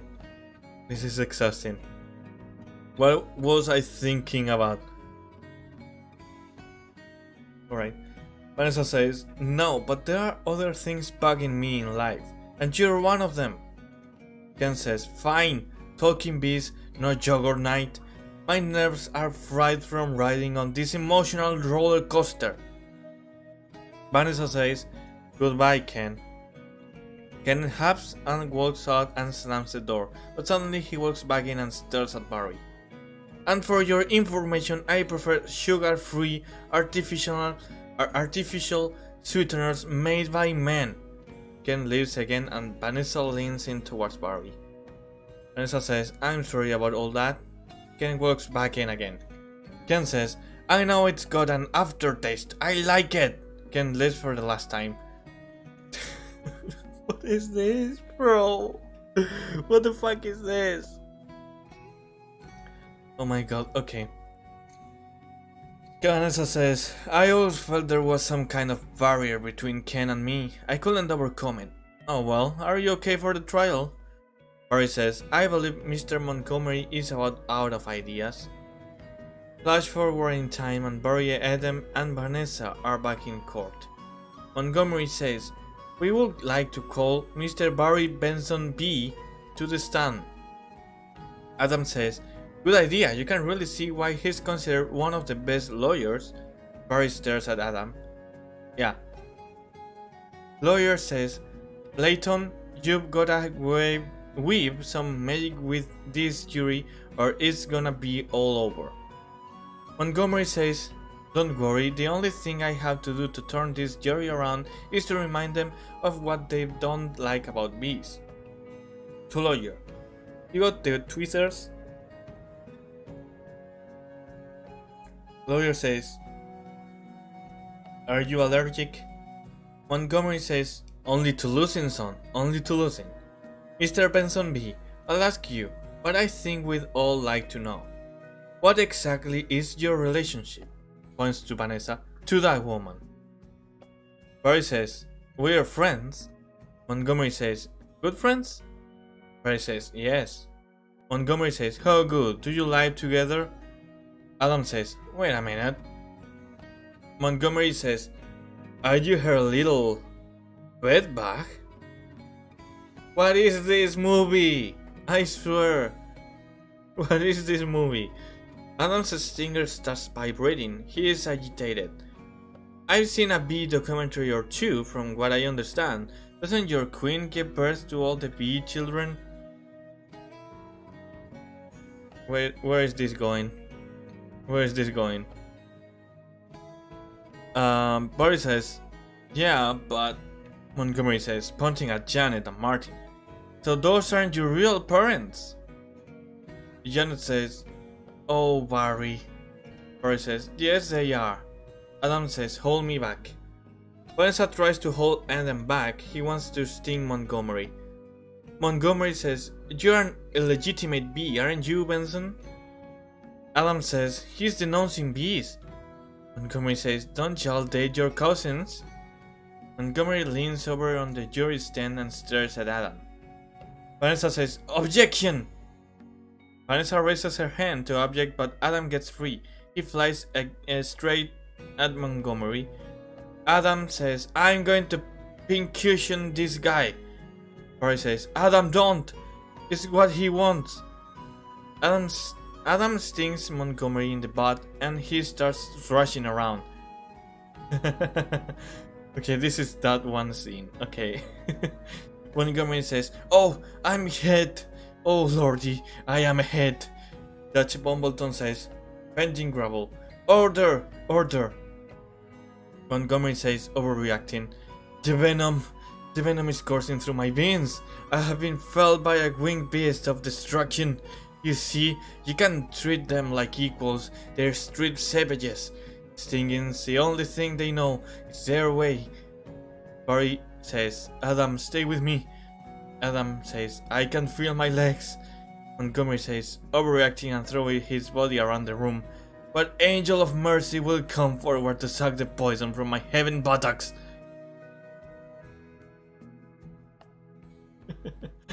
Bruh.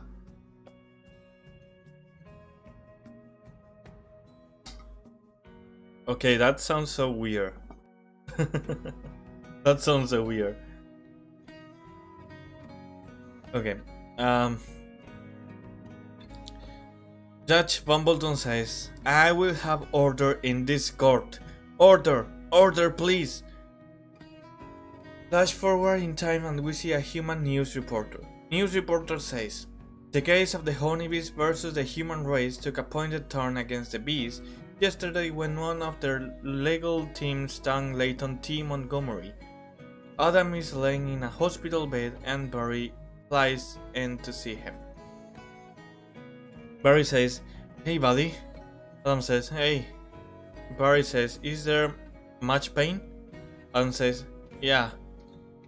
I blew the whole case, didn't I?" Barry says, "It doesn't matter. What matters is you're alive, but you could have died." Adam says, "I'd be better off dead. Look at me." Small plastic sword is replaced as Adam's stinger. Oh, sword, okay. "They got it from the cafeteria downstairs, in a tuna sandwich. Look, there's a little celery still on it." Flicks off the celery and says. Barry says, "What was it like to sting someone?" Adam says, "I can explain it. It was all adrenaline and then ecstasy." Barry says, "Alright." Adam says, "You think it was all a trap?" Barry says, "Of course, I'm sorry, I flew us right into this.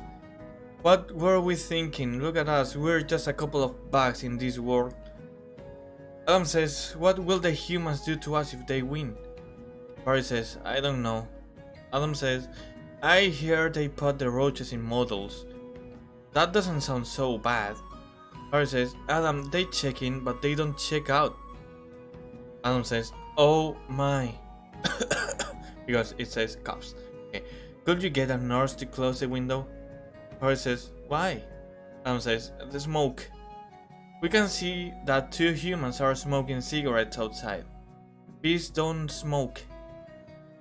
Barry says, "Right, bees don't smoke. Bees don't smoke. But some bees are smoking. That's it, that's our case." Adam says, "It is. It's not over." Barry says, "Get dressed. I've gotta go somewhere. Get back to the court and stall. Stall any way you can." Flash forward in time and Adam is making a paper boat in the courtroom. Adam says, "And assuming you've done step 29 correctly, you're ready for the top." We see that the jury have each made their own paper boats after being taught how by Adam. They all look confused. Judge Bumbleton says, "Mr. Flayman." Adam says, "Yes? Yes, Your Honor." Judge Bumbleton says, "Where is the rest of your team?" Adam says, continues stalling, "Well, Your Honor, it's interesting. Bees are trained to fly haphazardly, and as a result, we don't make very good time. I actually heard a funny story about," Montgomery says. "Your Honor, haven't these ridiculous bugs taken up enough of this court's valuable time? How much longer will we allow these absurd shenanigans to go on?" They have presented no compelling evidence to support their charges against my clients who run legitimate businesses. I move for a complete dismissal of this entire case. Judge Bumbleton says, Mr. Flayman, I'm afraid I'm going to have to consider Mr. Montgomery's motion. Adam says, but you can't, we have a terrific case. Montgomery says, where is your proof? Where is the evidence? Show me the smoking gun. Barry says. Barry flies in through the door. Hold it, Your Honor. You want a smoking gun? Here is your smoking gun. Vanessa walks in holding a bee smoker. She sets it down on the judge's podium. Judge Bumbleton says, what is that? Barry says, it's a bee smoker. Montgomery says, picks up smoker. What this? This harmless little contraption? This couldn't hurt a fly, let alone a bee. Montgomery accidentally fires it at the bees in the crowd and they faint and cough. Dozens of reporters start taking pictures of the suffering bees. Barry says, look at what has happened to bees who have never been asked, smoking or none. Is this what nature intended for us? To be forcibly addicted to smoke machines in man-made wooden slat work camps? Living out our lives as honey slaves to be white men? Barry points to the honey industry owners. One of them is an African American, so he awkwardly separates himself from the others. What? Who was that? Why? Why did he? Oh, I got it. Oh my fucking...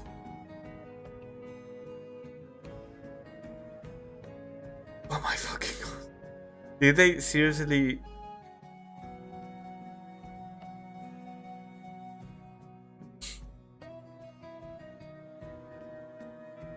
I need some water. I can't believe this movie, man. I can't believe this movie. Alright. Lawyer says, what are we gonna do? He's playing the species card. Barry says, ladies and gentlemen, please free these bees. Adam and Vanessa say, free the bees, free the bees. Bees in crowd say, free the bees. Human jury says, free the bees, free the bees. Judge Bumbleton says, the court finds in favor of the bees. Barry says, Vanessa, we won. Vanessa says, I knew you could do it. High five. Vanessa hits Barry hard because her hand is too big. Sorry. Barry says, overjoyed, I'm okay, you know what this means. All the honey will finally belong to the bees. Now we won't have to work so hard all the time. Montgomery says, this is an unholy perversion of the balance of nature, Benson. You'll regret this. Montgomery leaves and Barry goes outside the courtroom. Several reporters start asking Barry questions. Reporter number 1 says, Barry, how much honey is out there? Barry says, alright, one at a time. Reporter number 2 says, Barry, who are you wearing? Barry says, my sweater is Ralph Lauren and I have no pants. Okay. Barry flies outside with the paparazzi and Adam and Vanessa stay back. Adam says to Vanessa, what if Montgomery is right? Vanessa says, what do you mean? Adam says, we've been living the bee way a long time, 27 million years. Flash forward in time and Barry is talking to a man. Businessman says, congratulations on your victory. What will you demand as a settlement? Barry says, first we'll demand a complete shutdown of all bee work camps. As Barry is talking, we see a montage of men putting closed tape over the work camps and freeing the bees in the crappy apartments. Then we want back the honey that was ours to begin with. Every last drop. Men in suits are pushing all the honey off the aisle and into carts. We demand an end to the glorification of the bear as anything more. We see a statue of a bear-shaped honey container being pulled on by bees. Then a filthy, smelly, bad breath stink machine. We're all aware of what they do in the woods. We see Winnie the Pooh sharing his honey with Piglet in the crosshairs of a high-tech sniper rifle. What? Did they fucking kill Winnie the Pooh? What? Did they fucking kill Winnie the Pooh? What the fuck?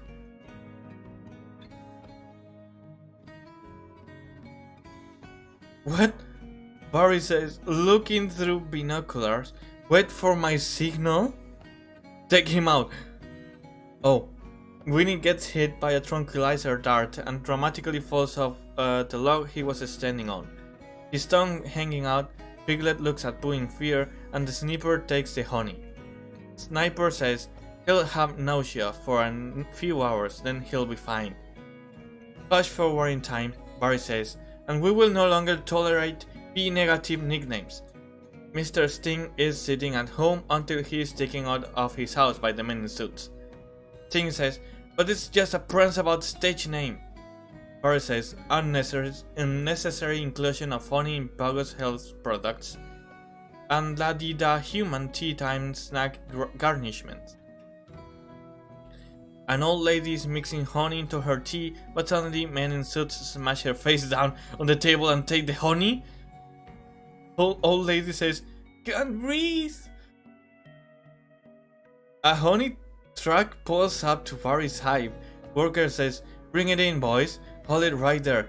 Good, tap it. What's going on? Tons of honey is being popped into the hive storage. Big worker number 1 says, honey overflows from the cup. Mr. Boswell, we just passed 3 cups and there's gallons more coming. I think we need to shut down. Big worker number 2 says, shut down? We'd never shut down. Shut down honey production. Dean Boswell says, stop making honey. The bees all leave their stations. 2 bees ran into a room and they put the keys into a machine. Turn your keys, sir.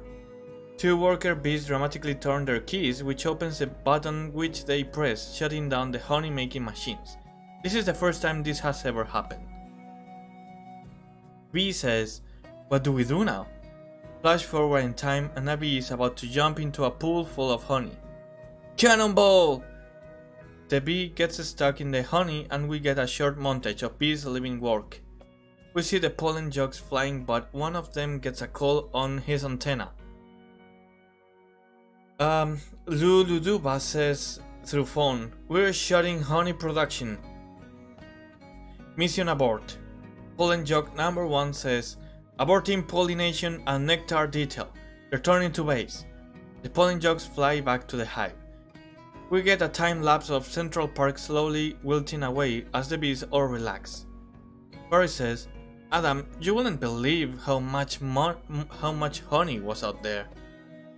Adam says, oh yeah? Barry says, what's going on? Where is everybody? The entire street is deserted. Are they out celebrating?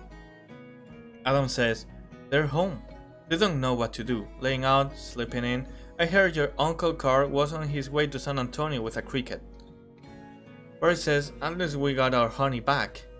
Adam says, sometime I think, so what if humans liked our honey? Who wouldn't? It's the greatest thing in the world.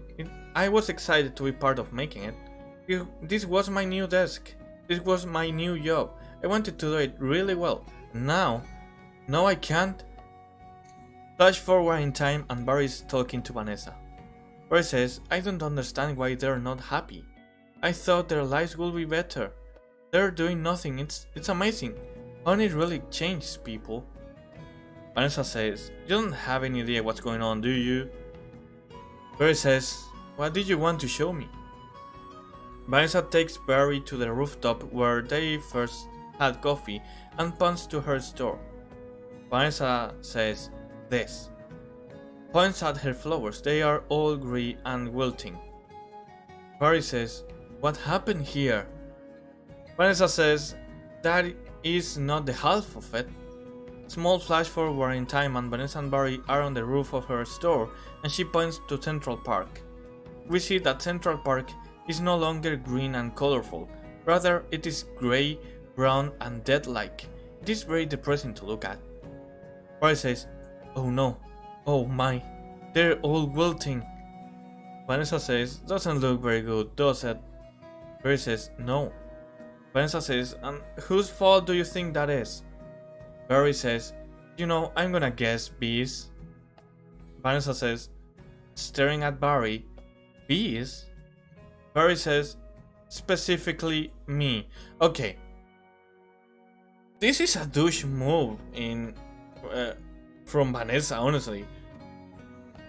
Like, come on, you help him. You are pinning all the fault on him now? They wouldn't have won if it wasn't for your help. Come on. I don't think bees not needing to make honey will affect all these things. Vanessa says it's not just flowers. Fruits, vegetables, they all need bees. One more point. If they all know what will happen if there was no bee, why did the judge just give the reason to the bees? Didn't she know what was going to happen? No, everyone's at fault here, honestly. Okay, okay, Barry says, that's our whole SAT test right here, right there. Vanessa says, take away produce. That affects the entire animal kingdom. And then, of course, Barry says, the human species, so if there's no more pollination, it could all just go south here. Calling it? Vanessa says, I know this is also partly my fault. Okay, thank you. Wait, bruh? Barry says, how about a suicide pact? Wow, okay. Vanessa says, how do we do it? Bruh? Barry says, I'll sting you, you step on me. Isn't this a kid's movie? Vanessa says, that just kills you twice. Right. Vanessa says, listen Barry, sorry but I gotta get going. Vanessa leaves. Barry to himself, I had to open my mouth and talk. Vanessa, why are you leaving? Where are you going? Vanessa is getting into a taxi. Vanessa says, to the final tournament of roses parade in Pasadena. They've moved it to this weekend because all the flowers are dying. It's the last chance I'll ever have to see it. Barry says, Vanessa, I just wanna say I'm sorry. I never meant it to turn out like this.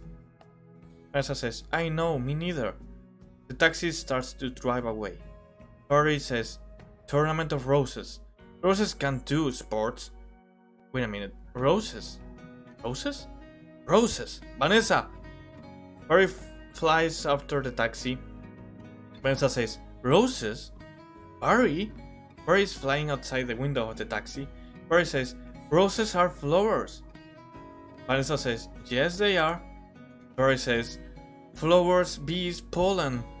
Vanessa says, I know, that's why this is the last parade. Barry says, maybe not. Could you ask him to slow down? Vanessa says, could you slow down? The taxi driver screeches to a stop and Barry keeps flying forward. Barry! Barry flies back to the window. Barry says, okay, I made a huge mistake. This is a total disaster, all my fault. Vanessa says, yes, it kind of is. No, not really. It's most of his fault, it's not the same. Barry says, I ruined the planet. I wanted to help you with the flower shop. I've made it worse. Vanessa says, actually, it's completely closed down. Barry says, I thought maybe you were remodeling, but I have another idea, and it's greater than my previous ideas combined. Vanessa says, I don't want to hear it. Barry says, alright, they have the roses have the pollen. I know every bee, plant and flower bud in this park. All we gotta do is get what they've got back here with what we've got. Bees. Vanessa says, park. Barry says, pollen. Vanessa says, flowers. Barry says, repollination. Vanessa says, across the nation. They've got nothing. Okay, no, never mind. Tournament of Roses, Pasadena, California. They've got nothing but flowers, floats, and cotton candy. Security will be tight. Barry says, I have an idea. Flash forward in time, Vanessa is about to board a plane which has all the roses on board. Vanessa says, Vanessa Bloom FTD, calls out badge. Official floor business, it's real, security guard. Sorry ma'am, nice brooch. Vanessa says thank you, it was a gift. Barry is revealed to be hiding inside the brooch. Flash back in time and Barry and Vanessa are discussing their plan. Barry says, once inside we just pick the right float. Vanessa says, how about the princess and the pea? I could be the princess and you could be the pea. Barry says, yes, I got it. Where should I sit? Guard says, what are you? Barry says, I believe I'm the pea. Guard says, the pea? Vanessa says, it goes under the mattresses. Guard says, and in the fairy tale, sweetheart, I'm getting the marshal. Vanessa says, you do that? This whole paradise is a fiasco. Let's see what this babe will do. Vanessa drives the float through traffic. Guard says, hey, what are you doing? Vanessa says, then all we do is blend in with traffic. That arousing suspicion. Once at the airport, there's no stopping us. Flash forward in time and Barry and Vanessa are about to get on a plane. Security guard says, stop! Security! You and your inside pack, you float? Vanessa says, yes. Security guard says, has it been in your possession this entire time? Vanessa says, yes. Security guard says, could you remove your shoes? To Barry, remove your stinger. Barry says, it's part of me. Security guard says, I know, just having some fun. Enjoy your flight. Barry plotting with Vanessa. Barry says, then if we're lucky, we'll have just enough pollen to do the job. Flash forward in time and Barry and Vanessa are flying on the plane. Can you believe how lucky we are? We have just enough pollen to do the job. Vanessa says, I think this is gonna work. Barry says, it's got to work. Captain Scott says on intercom, attention passengers, this is Captain Scott. We have a bit of a bad weather in New York. It looks like we'll experience a couple hours delay. Vanessa says, Barry, these are cut flowers with no water, they'll never make it. Barry says, I gotta get up there and talk to them. Vanessa says, be careful. Barry flies right outside the cockpit door. Barry says, can I get help? With the Sky Mall magazine, I'd like to order the talking inflatable nose and air hair trimmer. The flight attendant opens the door and walks out and Barry flies into the cockpit unseen. Barry says, Captain, I'm in a real situation. Captain Scott says, what do you say, Hall? Co-pilot Hall says, nothing. Scott notices Barry and freaks out. Captain Scott says, B! Barry says, no, don't freak out, my entire species. Captain Scott gets out of his seat and tries to suck Barry into a handheld vacuum. Hal says to Scott, what are you doing? Barry lands on Hal's hair but Scott sees him. He tries to suck up Barry but instead he sucks up Hal's toupee. Captain Scott says, uh-oh. Barry says, wait a minute, I'm an attorney. Hal says, Hal doesn't know Barry is on his head. Who's an attorney? Captain Scott says, don't move. Scott hits Hal in the face with the vacuum in an attempt to hit Barry. Hal is knocked out and he falls on the life raft button, which launches an inflatable boat into Scott. Okay. Where am I? I got lost.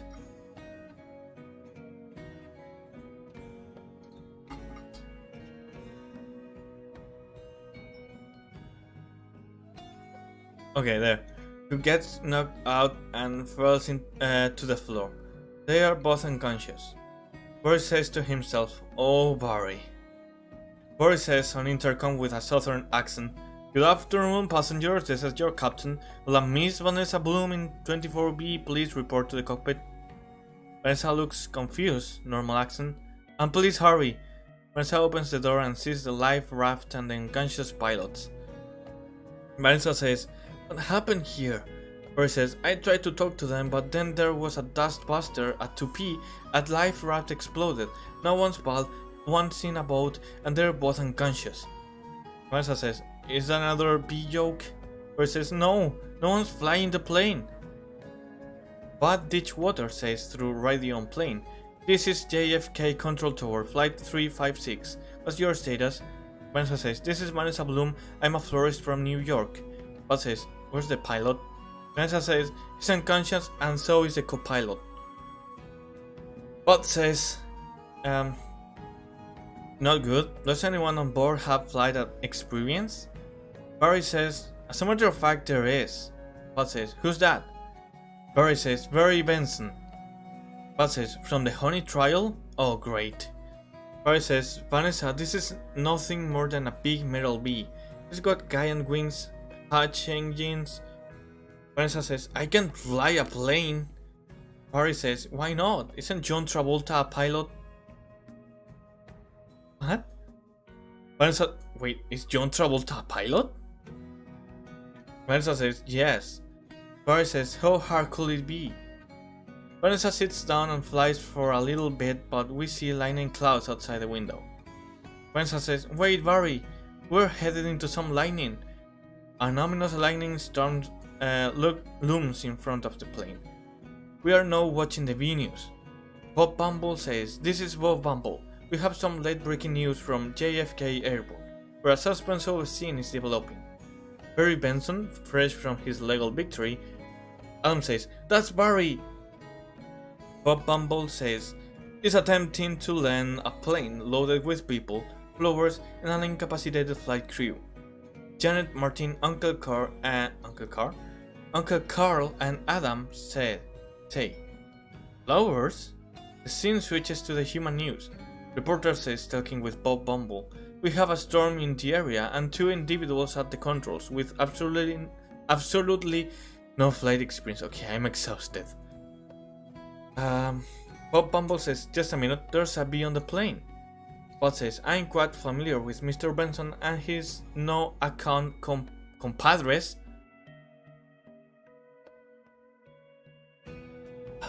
Compadres. They've done enough damage. Reporter says, but isn't here your only hope? Bob says, technically a bee shouldn't be able to fly at all. The wings are too small. Barry says through radio, haven't we heard this a million times?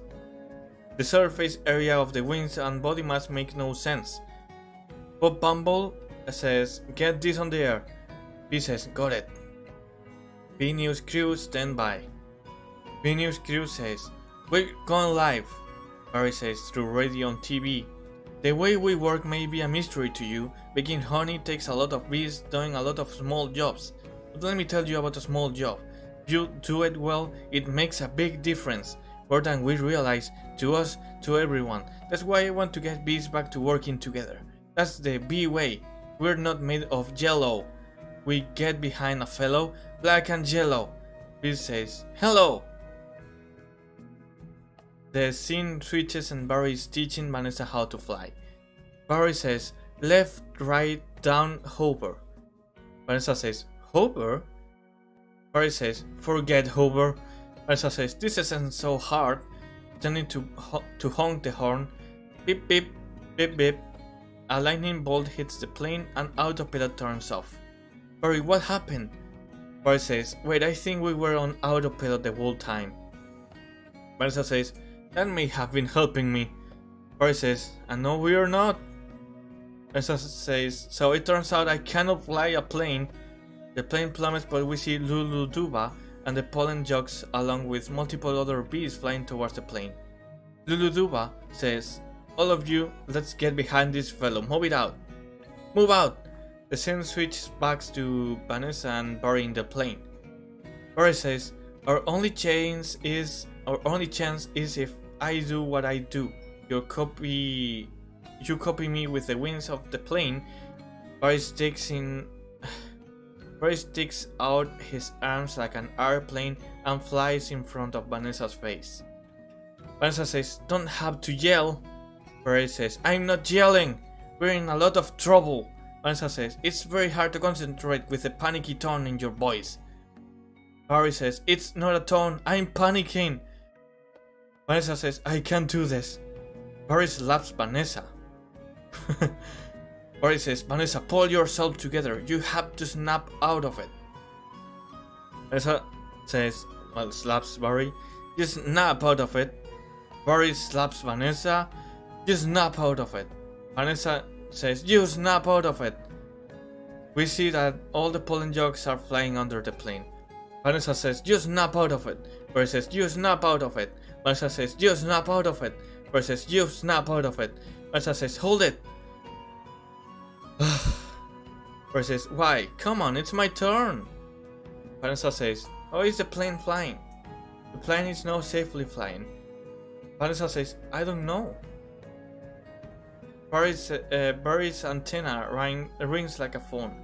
Barry picks up. Barry says, "Hello?" Luluduba says through phone, "Benson, got any flowers for a happy occasion in there?"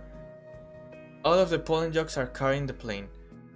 Barry says, "The pollen jugs, they do get behind a fellow." Luluduba says, "Black and yellow." Pollen jug says, "Hello." Luluduba says, "Alright, let's drop this tin can on the black top." Barry says, "Where? I can't see anything, can you?" Vanessa says, "No, nothing, it's all cloudy. Come on, you got to think bee, Barry." Barry says, thinking bee. On the runway, there are millions of bees laying on their backs. Bill says, thinking bee. Barry says, "Wait a minute, I think I'm feeling something." Vanessa says, "What?" Barry says, "I don't know, I'm strong, pulling me like a 27 million year old instinct. Bring the nose down." B says, thinking bee. Control tower operator. What in the world is on the tarmac? Bot says, "Get some lights on that." It is revealed that all the bees are organized into a giant pulsating flower formation. B says, thinking bee. Barry says, "Vanessa, aim for the flower." Vanessa says, "Okay." Barry says, "Out the engines, we're going in on bee power. Ready, boys?" Luluduba says, "Affirmative." Barry says, Good, easy now. That's it. Land on that flower. Ready? Fall, reverse. Spin it around." The plane's nose is pointed at a flower painted on a nearby plane. "Not that flower, the other one." Vanessa says, "Which one?" Barry says, "That flower." The plane is now pointed at a fat guy in a flower shirt. He freaks out and tries to take a picture of the plane.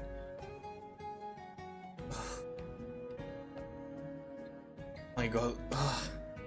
Okay, I'm getting dizzy and all.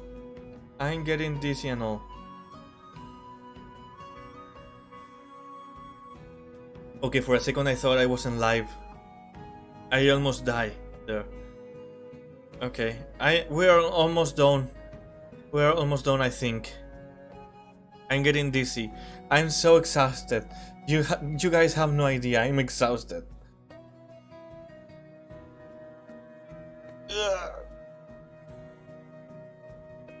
Alright, let's continue. Vanessa says, "I'm aiming at the flower." Barry says, "That's a fat guy in a flower shirt. I mean the giant pulsating flower made of millions of bees." The plane hovers over the bee flower. Pull forward, nose down, tail up. Rotate around it. Vanessa says, "This is insane, Barry." Barry says, "This is the only way I know how to fly." Buzz says, "I am a cuckoo catchoo," or is this plane flying in an insect-like pattern? The plane is unrealistically hovering and spinning over the bee flower. Barry says, "Get your nose in there. Don't be afraid, smell it, fall reverse. Just drop it, be a part of it. Aim for the center. Now drop it in, woman. Come on already." The bees scatter and the plane safely lands. Vanessa says, "Barry, we did it. You taught me how to fly." Barry says, "Yes." Vanessa is about to high-five Barry. No high five. Vanessa says, "Right." Alan says, "Barry, it worked. Did you see the giant flower?" Barry said, "What giant flower? Where? Of course I saw the flower. That was genius." Adam says, "Thank you."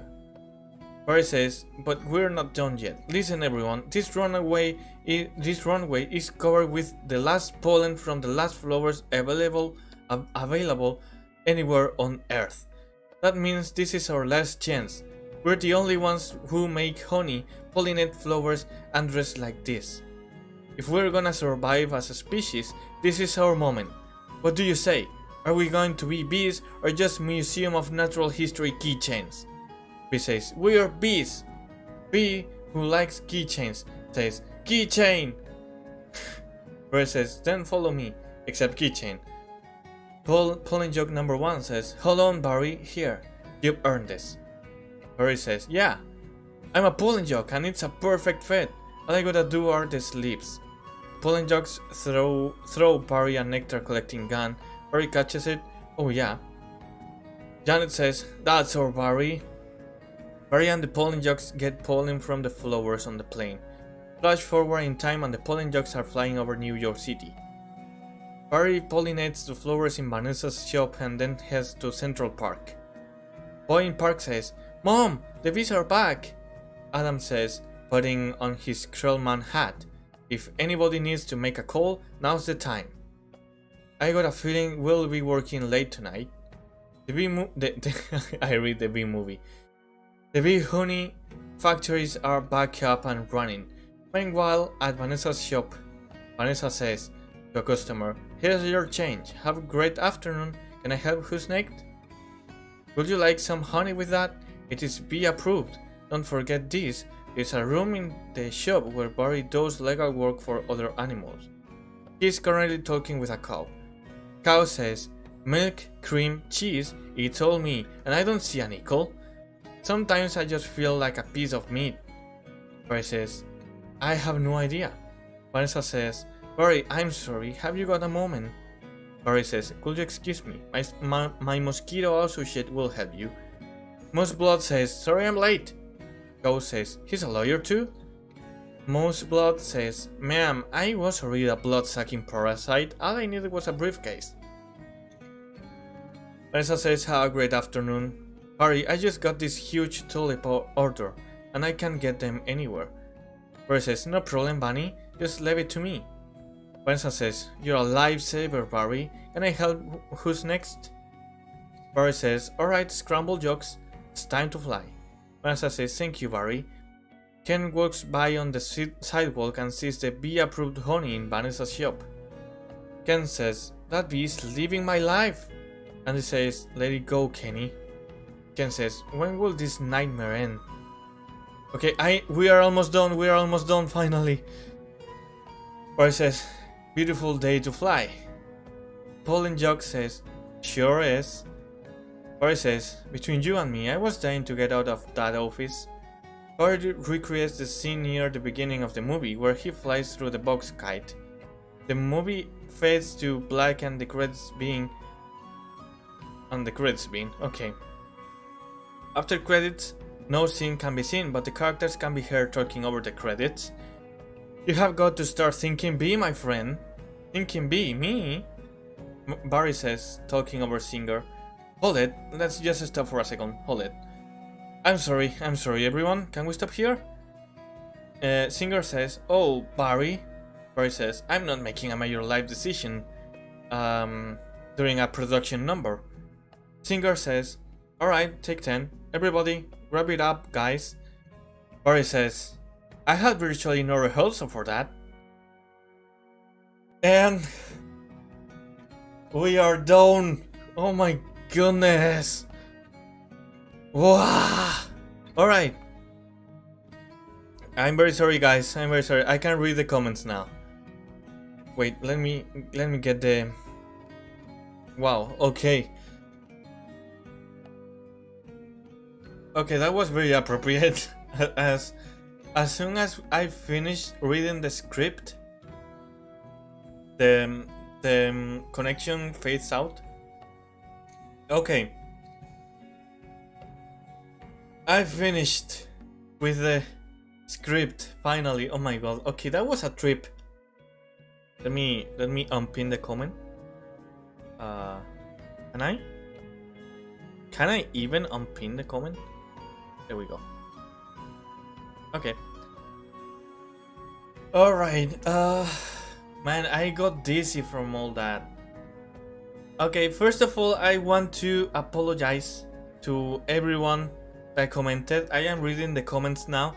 I assume that you guys are not here anymore.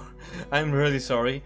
I didn't read. I just wanted to make sure that I read all of the script, okay? And I did. And I'm feeling dizzy, and I don't know how I could pull through that, honestly.